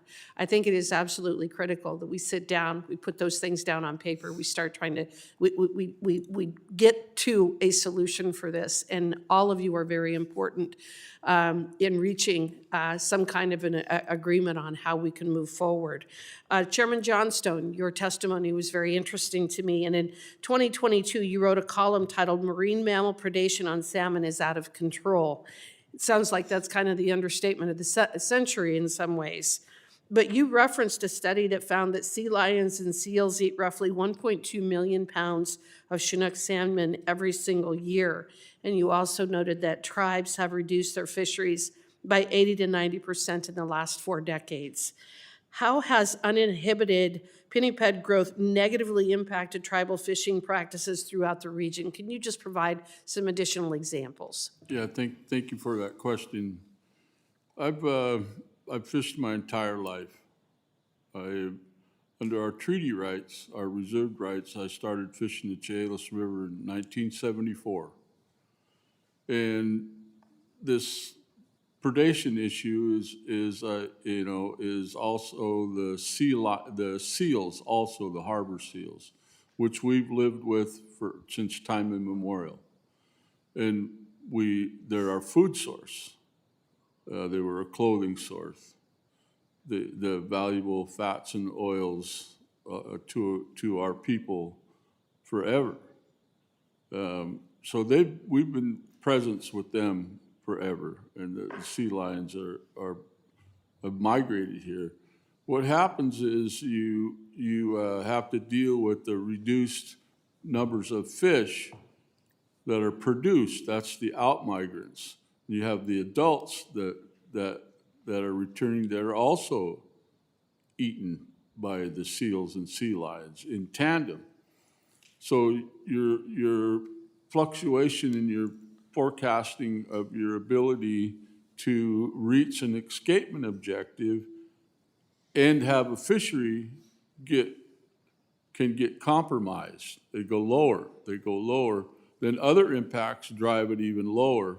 And then our ability to have a season is diminished at that rate that they calculate in estimations, the scientists, and try to put a buffer in, but never accounted for the real true impacts. My entire 51 years of steelhead, and for instance, shows us that stock, you watch the population dynamics going like this for multiple reasons, but a true contributing factor is predation. Okay. It reduces our ability to have our fish for food and our economy. Well, thank you for that information. And Ms. Dakota, just real quickly, could you talk about some of the successes of the 120F program and what lessons learned could be applied as Congress considers management tools to address the predation coastwide? Thank you. Thank you for the question. I think one of the best example is Willamette Falls as being a successful implementation of sea lion removal. And I think one of the lessons learned from that is that it can't be applied to all rivers in the same way. And so, we have the Bonneville Dam, which is where we have a huge amount of populations, and we just don't have the capacity, the funding, the resources to really address the issue because it's a larger geographic footprint. So the landscape of the river is much different from the Willamette River, so it offers numerous issues. And so there's a number of haul-outs on the Columbia, and if the sea lions aren't going into those traps, we just can't get them. And so it's just a matter of geography.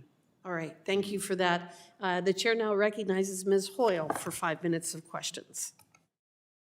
Thank you so much. Mr. Phillips, first of all, I just want to thank you for just, as soon as we asked you to come out, jumping on a plane, getting into Dulles at 1 o'clock last night, and getting here this morning. It really means a lot. As you know, sports fishermen are conservationists and care about the health of our rivers and healthy salmon populations. So I also want to say I appreciate your 4 very, very clear things that we can do to improve the salmon population that takes into account everything, and penniped management is critical. So what I would ask you is, what federal support do you think is needed to keep salmon populations healthy enough to support both conservation and recreational fishing opportunities? Yeah, thank you for the question, and I appreciate the opportunity to be here, so my pleasure. Funding is really a big part of this, right? We know that every year, just to implement the current program, it's extremely expensive, it's rigid, so that's what makes it expensive. If you talk to the managers who are working on this program, they'll tell you that a big obstacle is the funding part of this. The workload associated with capturing a sea lion in and around the area, the fish ladders, taking that individual to a secure location and having a veterinarian euthanize is an extremely intensive process that is underfunded just to meet the current program objectives. So I would say that is the largest portion. Obviously, at the state level, too, we have heavily involvement from the state. As you're probably very aware, there's financial challenges both with Oregon and Washington right now, and their commitment and priorities haven't made this a large priority for moving forward. So we hope that'll be a bigger priority for both Washington and Oregon, and also a federal investment at that level. So would you agree that that in addition to more funding, appropriate staffing at the federal level, which is critical, that more flexibility in this program, which maybe would reduce bureaucracy, have things more streamlined, cost less per sea lion euthanized, would be a good approach? Absolutely. It is a, we're learning as we've went along here, and we know that the work that you've done over the past decades has really provided us with an avenue forward. But I think there's a lot of work that can be done, and certainly the bullet points that myself and others here have laid out, I think is a good opportunity or possibility for us to move forward. Thank you, Mr. Phillips. And Ms. Dakota, Section 120F authority allows up to 1,400 California sea lions and 217 Steller sea lions to be removed annually, but permitting is used far less than that. What is your impression of why? Thank you for the question. Part of the reason is just the fact that sea lions are very smart and clever, and they have this learned behavior. And so if we have these methods to deter them that aren't working, we need these lethal deterrents. But really it comes down to, again, what I said earlier, it's really about the funding for more traps, specifically at Bonneville Dam, and more crew to be able to get all of these sea lions out of the system. So it's part of the issue is not the fact that we don't have traps and hauling area locations out there. It's just the fact that these sea lions are very smart. They know when our hazing crews are coming, and then they come right back as soon as we leave. So the fact is that we just need more alternative solutions. So one of the things that we recommended is how can we develop innovative technologies to deter sea lions from coming into the Columbia River at all. So really looking at potentially things that can happen in the estuary to prevent them coming and migrating into the Columbia River itself. Thank you. And I also want to say, Mr. Johnson, thank you so much for your heartfelt testimony. When my grandfather, my mother's family came over from Ireland, they were fishermen, and at that time, there were very, very strong salmon stocks and fishing stocks. The fishing industry in Ireland is devastated, and salmon in Ireland are on the verge of extinction because politicians had bigger fish to fry than preserving the health of our rivers and of those fish. And the salmon in Ireland is a mythical creature that holds all the world's knowledge, and that fish is nearly extinct. And to see that happening here in the Pacific Northwest as well, I think it's important, as you've said, it's our responsibility to ensure that we provide and make it a priority to ensure that these fish are able to be there for our children and our grandchildren and their grandchildren. So I just want to thank all of you for your work and testimony. It's really, really powerful. The chair now recognizes the chairman of the full committee, Mr. Westerman. Thank you, Madam Chair. And again, thank you so much to the witnesses for being here. This is an important topic. To me, it's an important topic. To the committee, for someone from a state where the only salmon you're going to find is at a grocery store or at a restaurant. I have this fascination with salmon, and it's because I've had opportunities to understand better what salmon means to culture, to tradition, and really to, as an outdoorsman, an iconic species that has really kind of captured my eye and made me want to work along with you to help make sure we have great stocks of salmon going forward. I've had the opportunity to release fish in the Columbia River below the Chief Joseph Dam. I've been to Nisqually. I've even seen work in the forest in Washington where culverts are being replaced with better fish passages. I know there's a tremendous amount of work that's been done in this area, and I know that tribes are I think, leading the way in the work that's being done, and we desperately need to rely on your help more as we work on salmon. So, Chairman Choate, one thing that I was intrigued by when I visited Nisqually was, first off, the reason you were working so hard on salmon recovery was because you wanted to have a more traditional diet with salmon for the health of your tribal members, which I thought was a noble goal. Y'all took very pragmatic approaches, which you've outlined in your testimony. You've got the hatchery, you've done all the estuary rehabilitation, like trying to do everything you can, even limiting your own fishing season to try to help. But then as we floated down that boat to the Delta and it was just sea lion heads across the mouth of the river, it was a very informative visual that you've done all you can do, but you're limited in doing what you really need to do to have the fish stocks that you need.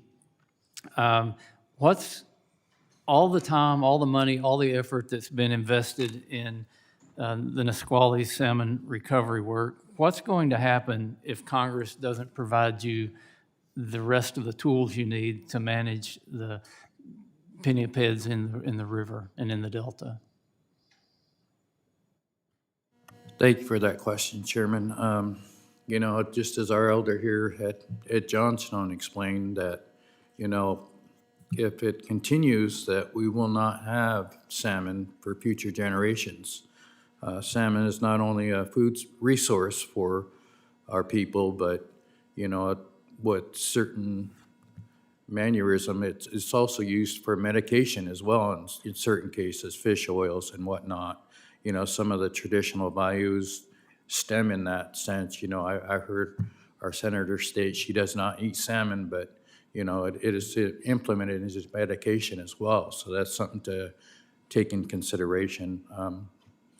But that's the bottom line, is we're gonna lose our populations, we're gonna lose our culture, our heritage, what we, you know, what the Nisqually people are. We are the people of the water, people of the grass. And that's one thing we want to continue throughout the next 7 generations. And I appreciate you bringing in the discussion, the treaty rights that you have that mention salmon. And Chairman Johnstone, I appreciate your testimony as well. And you suggested we need an ecosystem-wide congressional fix.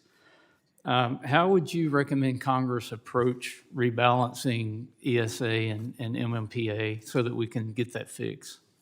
Yeah, I think to the member, that's the term of reference means we have to look at all the complete ecosystem and what are the limiting factors to recovery.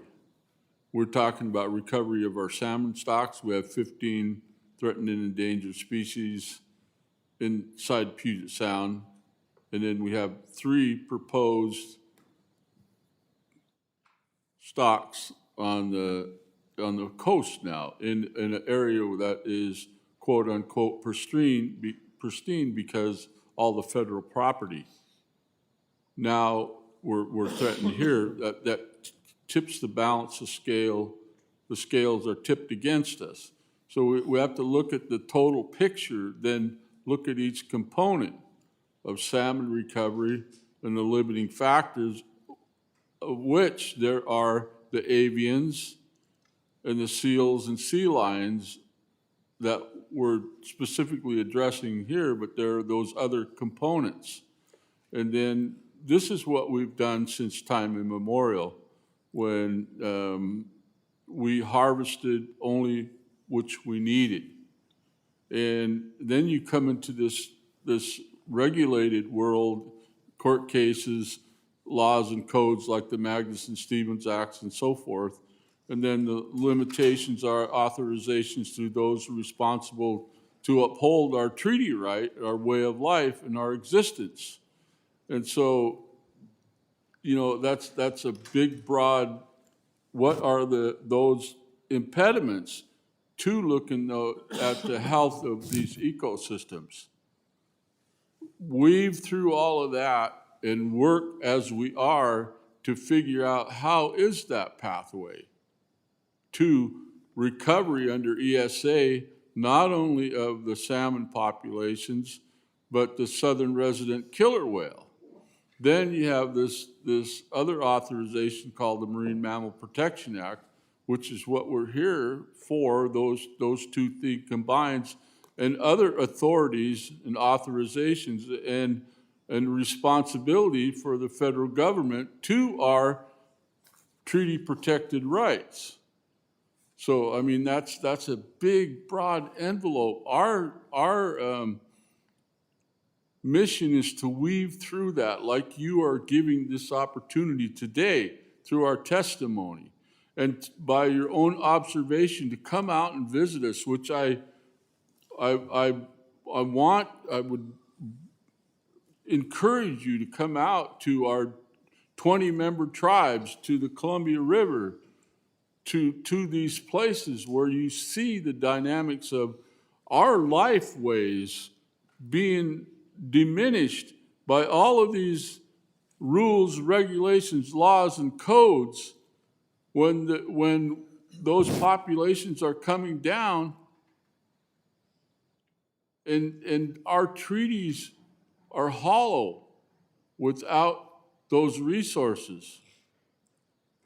Where when we are held to MSY or the conservation necessity, we only share that number of fish available once we meet the conservation objective. A number that says we can harvest 20,000 coho in the Chehalis system, then we share equally with the state of Washington. When that number goes down where we no longer can share the harvestable surplus, the seals and sea lions are still eating that resource. They are not controlled. They don't know how to read the Magnuson Act and the Sustainable Fishery Act, and they are smart. You think a sea lion's smart, seals are far more smarter than sea lions. My own personal observation, 51 years off reservation, my entire life on reservation. That ecosystem base that we have to look at that holistic approach and what can we do? How can we channel through all of these things that have been brought to us who signed a treaty. In the language of the treaty, when you read Isaac Stevenson's, that you always have fish for your frying pan. That's the Lummi Nation. You know, and languages that we have a lot of commonality in. Those marine mammals, the seals in particular, were in our everyday diet. The smokehouses were still full when I was a child in the 50s. Thank you so much, Chairman. Madam Chair has been overly generous here, and I'll just wrap up and say I'm sure the seals and the sea lions appreciate all your efforts because they've benefited greatly, but it's time they give back a little bit, and I yield back. The chair now recognizes Ms. Randall for 5 minutes. Thank you, Madam Chair. I am so blessed to come from a district where salmon are an integral part of our environment, our culture, our economy in Washington's 6th District. We have recreation and sports fishers. We have environmentalists that see salmon for our canary in the coal mine, and 12 federally recognized tribes with usual and accustomed territory that overlaps with the 6th Congressional District. Many of whom, as we have heard from our speakers today, depend on salmon for the key role that they play in not just subsistence, but culture and our greater ecosystem. I feel very lucky to have worked alongside tribal leaders for the last 7 years in my public service life, because tribes are more often than not leading the conservation efforts with fewer resources, funding, and staff, then you need to do the work. In Washington, our co-management approach often means that while you are co-managing with the state, you are carrying the lion's share of the science and the work on the ground. Chairman Choke, in your testimony, you reiterated Nisqually's reserved but not received right to fish at your usual and accustomed places. Of course, to meet these treaty-protected fishing rights, there have to be salmon to fish. I know that you have made financial investments from Nisqually, large financial investments, as well as time to recover salmon. I was with one of your fishery scientists just last week at the Puget Sound Partnership Recovery Caucus meeting. And in your testimony, you mentioned that the tribe has restored more than 900 acres of Nisqually estuary, among the largest projects on the West Coast. The tribe has done very impressive work, and it's time for the federal government to hold up our end of the bargain. Chairman, I wonder if you could tell us more about the main challenges that you see facing salmon populations and what Congress can do and should do to ensure that our treaty obligations are being met. Thank you for that question. You know, it's a good thing to note here that what we're talking about is continuing efforts, working together as tribal leaders, as governmental leaders, you know, at all three levels, the federal, the state, and the tribal. We can continue these efforts and work together and look at the alternatives of, you know, how we can, like I stated, it's not our mission to initially eliminate the Penapede issue. It's how can we manage it in a sense that it's more feasible to everybody. I mean, there's other alternatives, and I think as long as we continue to work together, we can all make this happen. So, again, thank you for that question. Wonderful, thank you. And I just have to take a moment to say I really look forward to the unveiling of Washington State's new statue in Statuary Hall, which will honor Billy Frank Jr., you know, one of the co-founders of the National Indian Fisheries Commission, but also a leader, Nisqually tribal member, and a leader of the fishing wars that have gone so far to uphold tribal treaty rights in Washington. Mr. Johnstone, thank you so much for being here today. It's always good to see you. You know, I represent a unique place, including, you know, the Quinault Nation, and, you know, our land is not the same as everyone's. Not everyone has a chance to experience the special place that we live, and I hope that more members of the committee will. We recently went to Alaska, and I got to see some of their salmon habitat challenges. In the remaining time, I wonder if you could tell us more about the holistic approach to salmon recovery, one that includes hatchery management, harvest regulation, hydropower impacts, habitat restoration, that tribes have been leading. Yeah, thank you. Can you just repeat that? My hearing's not as good as it should be. You, the previous question was about the holistic approach, and the holistic approach that you lead from the Fisheries Commission side also includes hatchery management and harvest regulation, hydropower impacts, habitat restoration. Can you say more about the vast needs of that holistic approach? Well, I can, if I understand the question right. We, as an organization, we have 20 commissioners from those 20 tribes, and we're well engaged in the habitat discussion. We do serve a function in the hatchery world, mostly through, we took over Fish and Wildlife's fish health long ago, We work with the hatcheries on the health of the stocks. But in the arena that we're in, we have an environmental section, and we have populated a committee, environmental policy committee. So everything is scrubbed through those subcommittees, and we work on all those issues, including we have a client scientist that helped us get ready for, everybody wrote their adaptation plans and things like that. All of those supported by Congress. So it's key that, and we have strong support out of the House Interior Environment and related agencies.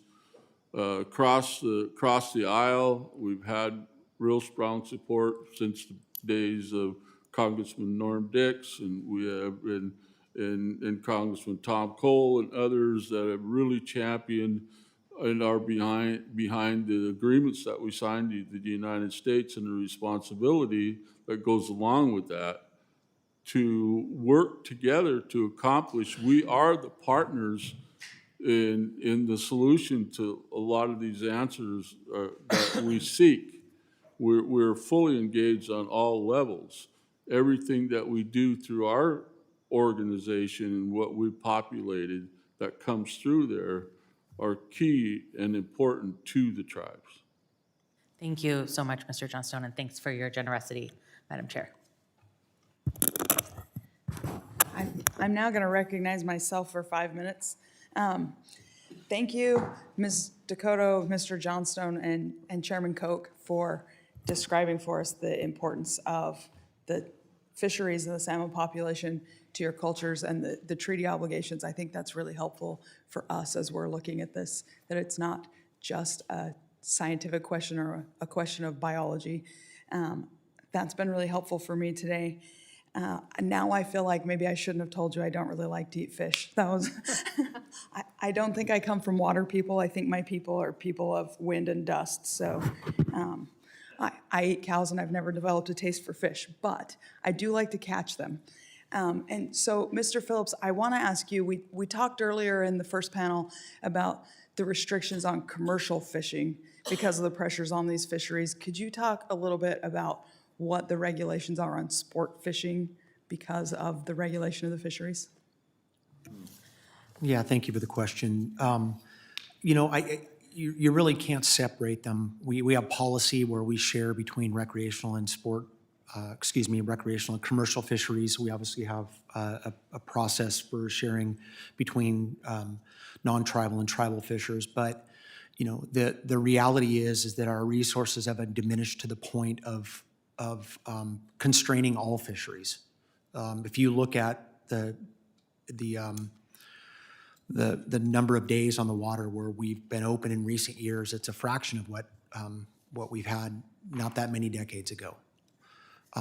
And those challenges are continuing. We have, as you heard, many stocks listed under the Endangered Species Act. The complexity of management is such that one stock is going to constrain fisheries across the coast. And that stock can be one that's very low abundance. So opportunities associated with making sure that we get enough of that stock back to that individual river constrained fisheries up and down the coast. And it has had a significant negative impact on coastal communities, tribal communities, and you know, we're hopeful that this approach and this strategy to address at least the marine mammal predation part of this can provide us some options moving forward. Thank you. And that brings me back to a question I asked our first panelist. I'm just going to give all of you a chance to answer really quickly, starting with you, Ms. Dakota.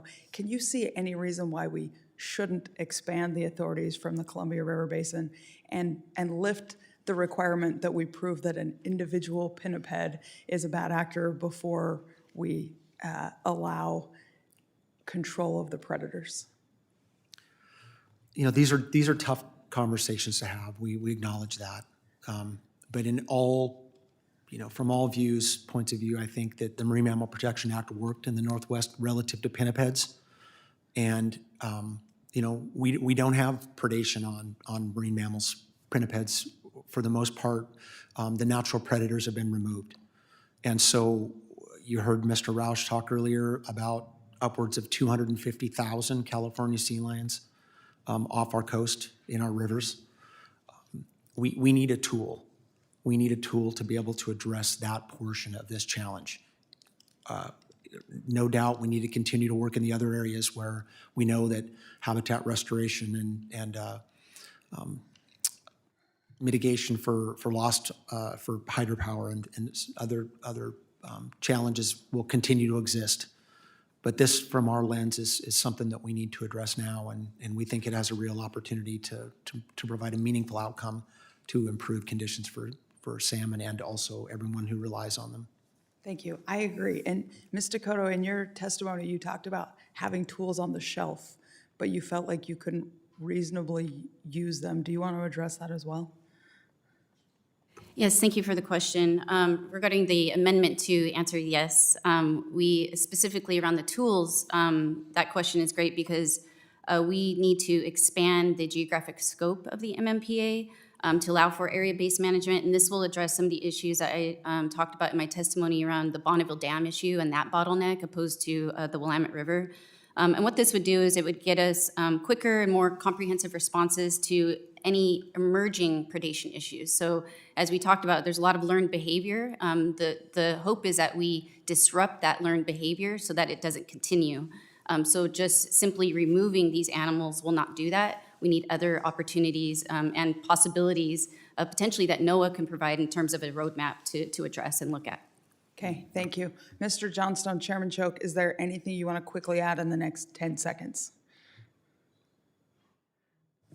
Thank you for the question.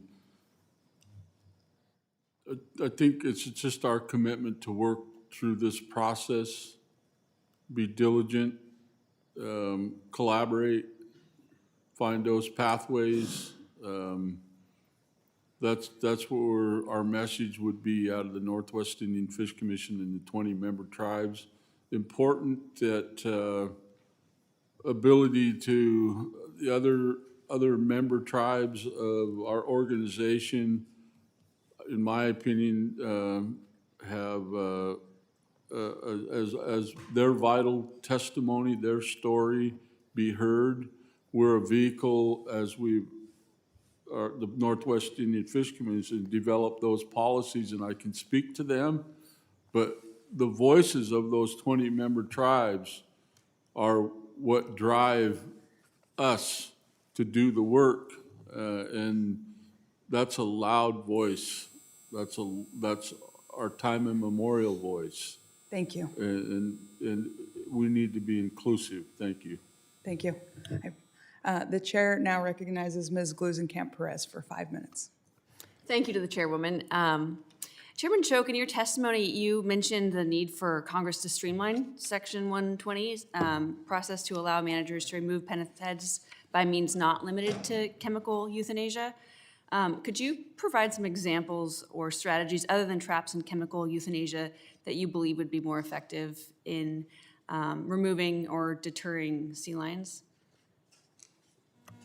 Thank you for that question. Initially, it's something that we need to continue to take a look at and see how we can evaluate the situation and, as I stated earlier, come up with less lethal means, I guess you could say.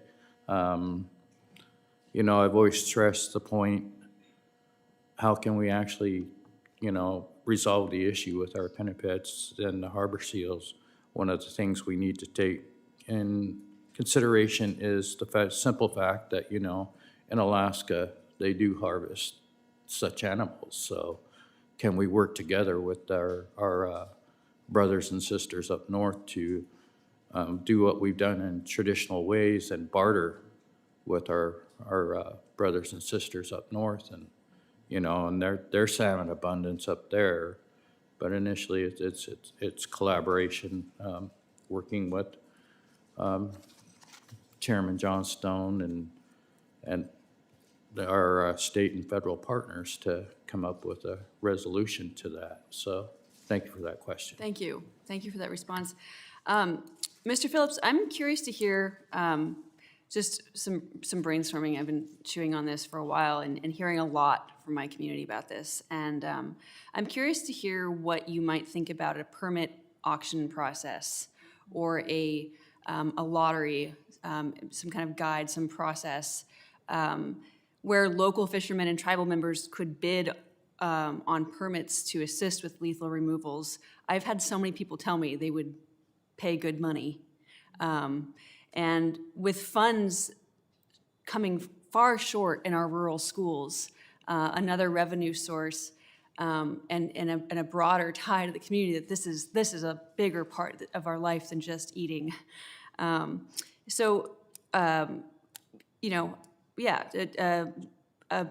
What are your thoughts? I understand there are a lot of points to flesh out here, but I wanted to bring it up in a possible step in the right direction.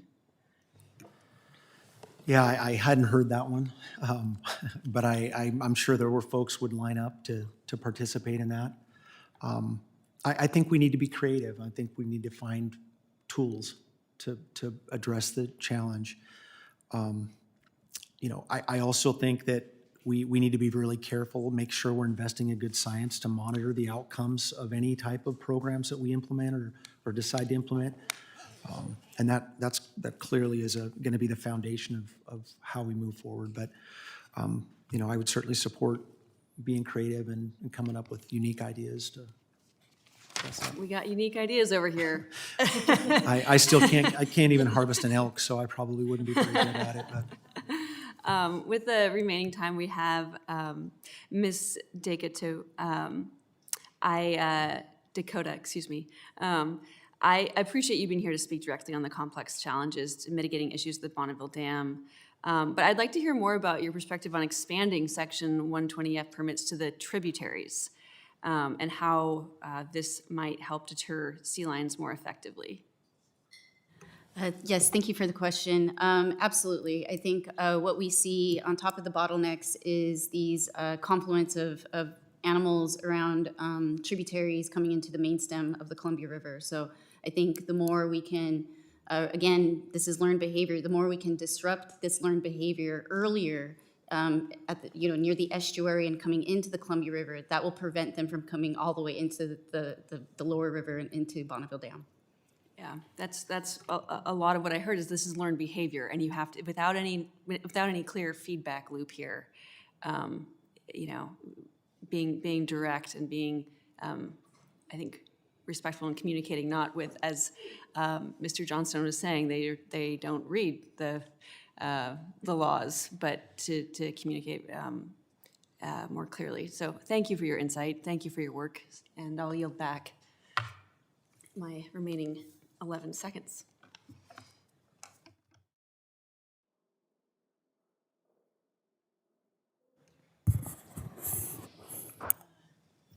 The chair now recognizes Mr. LaMalfa for 5 minutes of questioning. Thank you, Madam Chair. I wanted to point out something I noticed in Ms. Glusenkamp's poster earlier there, that seal contrasted with a, what's that, a Toyota whatever? Okay. A more accurate description would be a 427 Shelby Cobra, similar in weight and length, so that might make a more interesting poster next time too. So anyway, thank you. I appreciate the conversation here. Thank you for our panelists for your time and travel on this. And Ms. Dakota, I said that correctly? Dakota. One more time? Dakota. Okay, I didn't hear her say that. All right, I'm just trying to say it French, I guess. So, all right, good. Thank you. What we've seen, again, in the Willamette is that a dramatic drop in the steelhead extinction from 89 to 11% is the stat I have because of the targeted sea lion removal. And I got nothing against the sea lion per se, but, obviously we have a big problem here. And so in the time we've had so far today, do you care to elaborate more on how more of this approach could be brought across the whole, much more of this whole corridor from really USA and North America as well. How much more can we be applying this? Do you have more thoughts on how this could help the populations up and down more of the coast? Yes, thank you for the question.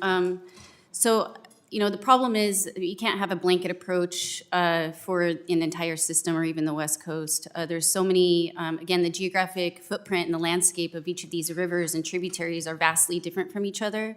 And so you really need targeted approaches for each tributary and in the main stem, it's really just enormous in terms of the amount of water coming through, all of the, it's a series of reservoirs. It's not a free-flowing river anymore.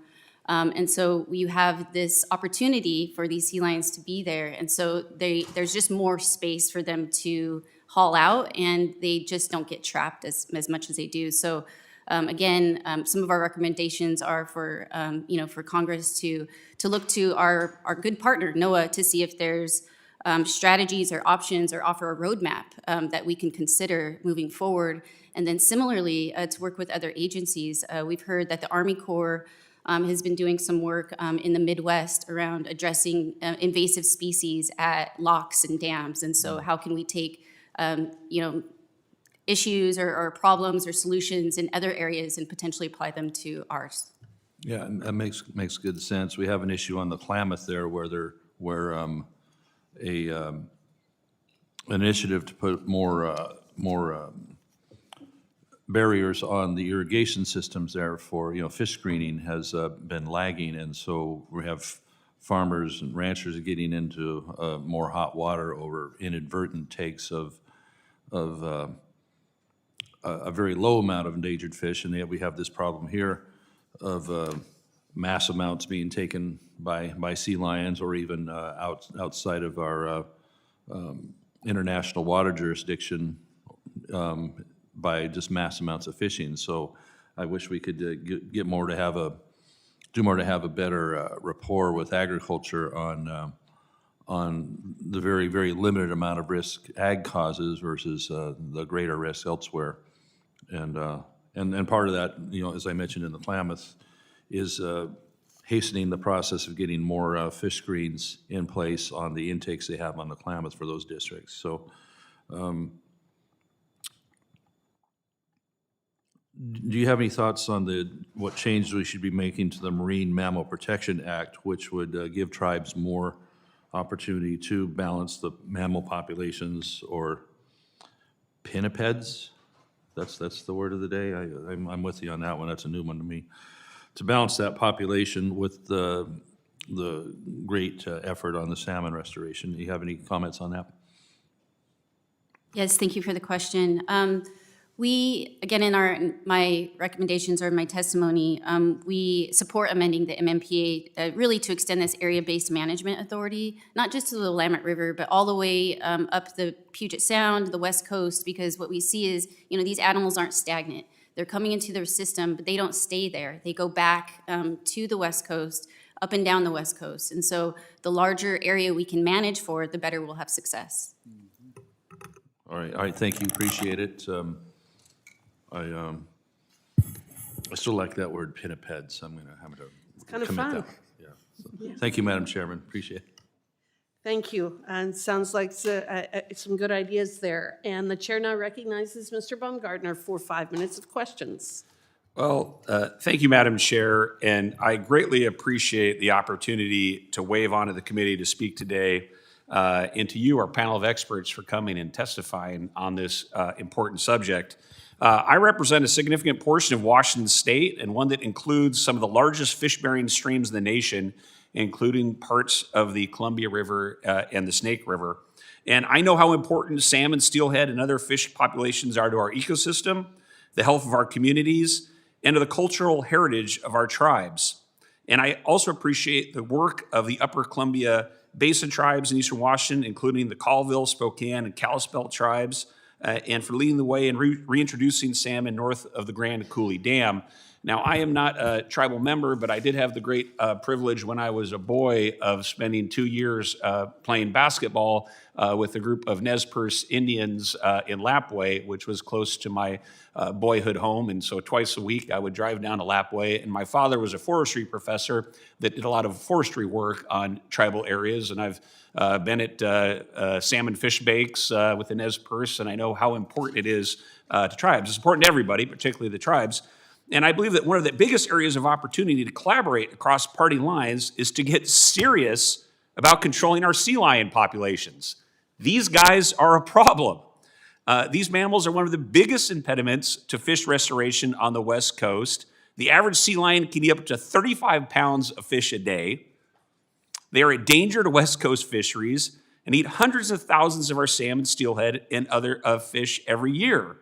And I think one of the reasons that people get so frustrated with government is that everybody knows the sea lions are a problem. There's too many of them, and they need to be removed and reduced in populations. And everybody asks, what is taking so long? Salmon are so important to our region, and these sea lions are a discrete challenge that we can reduce. And it's nothing against the sea lions. Salmon are tasty. If I was out there, I'd eat them as well too. But we have to give folks the tools to reduce these populations. Originally protected under the Marine Mammal Protection Act, sea lions have expanded precipitously along the West Coast for the last 50 years, with the total populations estimated to have grown from 100,000 in the 1970s up to 300,000 along the West Coast today. In 2018, Congress enacted the Endangered Salmon Predation Act to remove some of these seals. However, as of May 2025, stakeholders eligible under law have removed a total of 229 sea lions from our rivers and estuaries. Again, there are too damn many sea lions eating too many fish. They need to be reduced. We need to have the tools. And as somebody that knows the taxpayers of Washington State and the taxpayers of America are spending a ton of money to try to help salmon populations, it's extremely frustrating to me that folks do not have the tools to need to do what they're doing. And so I thank the committee for this important hearing. I thank this important group of people coming today. And I hope next year I will be able to come back and there will have the tools. And no offense to these guys, but a good number of them need to be killed and removed. And I hope that happens. And what we do today leads to having the tools to do that. We need less sea lions and more salmon. And with that, I yield back. Thank you for allowing me to participate, Madam Chair. Thank you for coming to participate and giving us the line of the day. I want to thank all the witnesses for being here, for your valuable testimony, as well as for the members who participated and worked to bring more attention to this extremely important matter. The members of the committee may have some additional questions for the witnesses, and we will ask you to respond to those in writing. Under Committee Rule 3, members of the committee must submit questions to the subcommittee clerk by 5 p.m. Eastern Time on Monday, December 8th. The hearing record will be held open for 10 business days for your responses. Without objection, the subcommittee stands adjourned.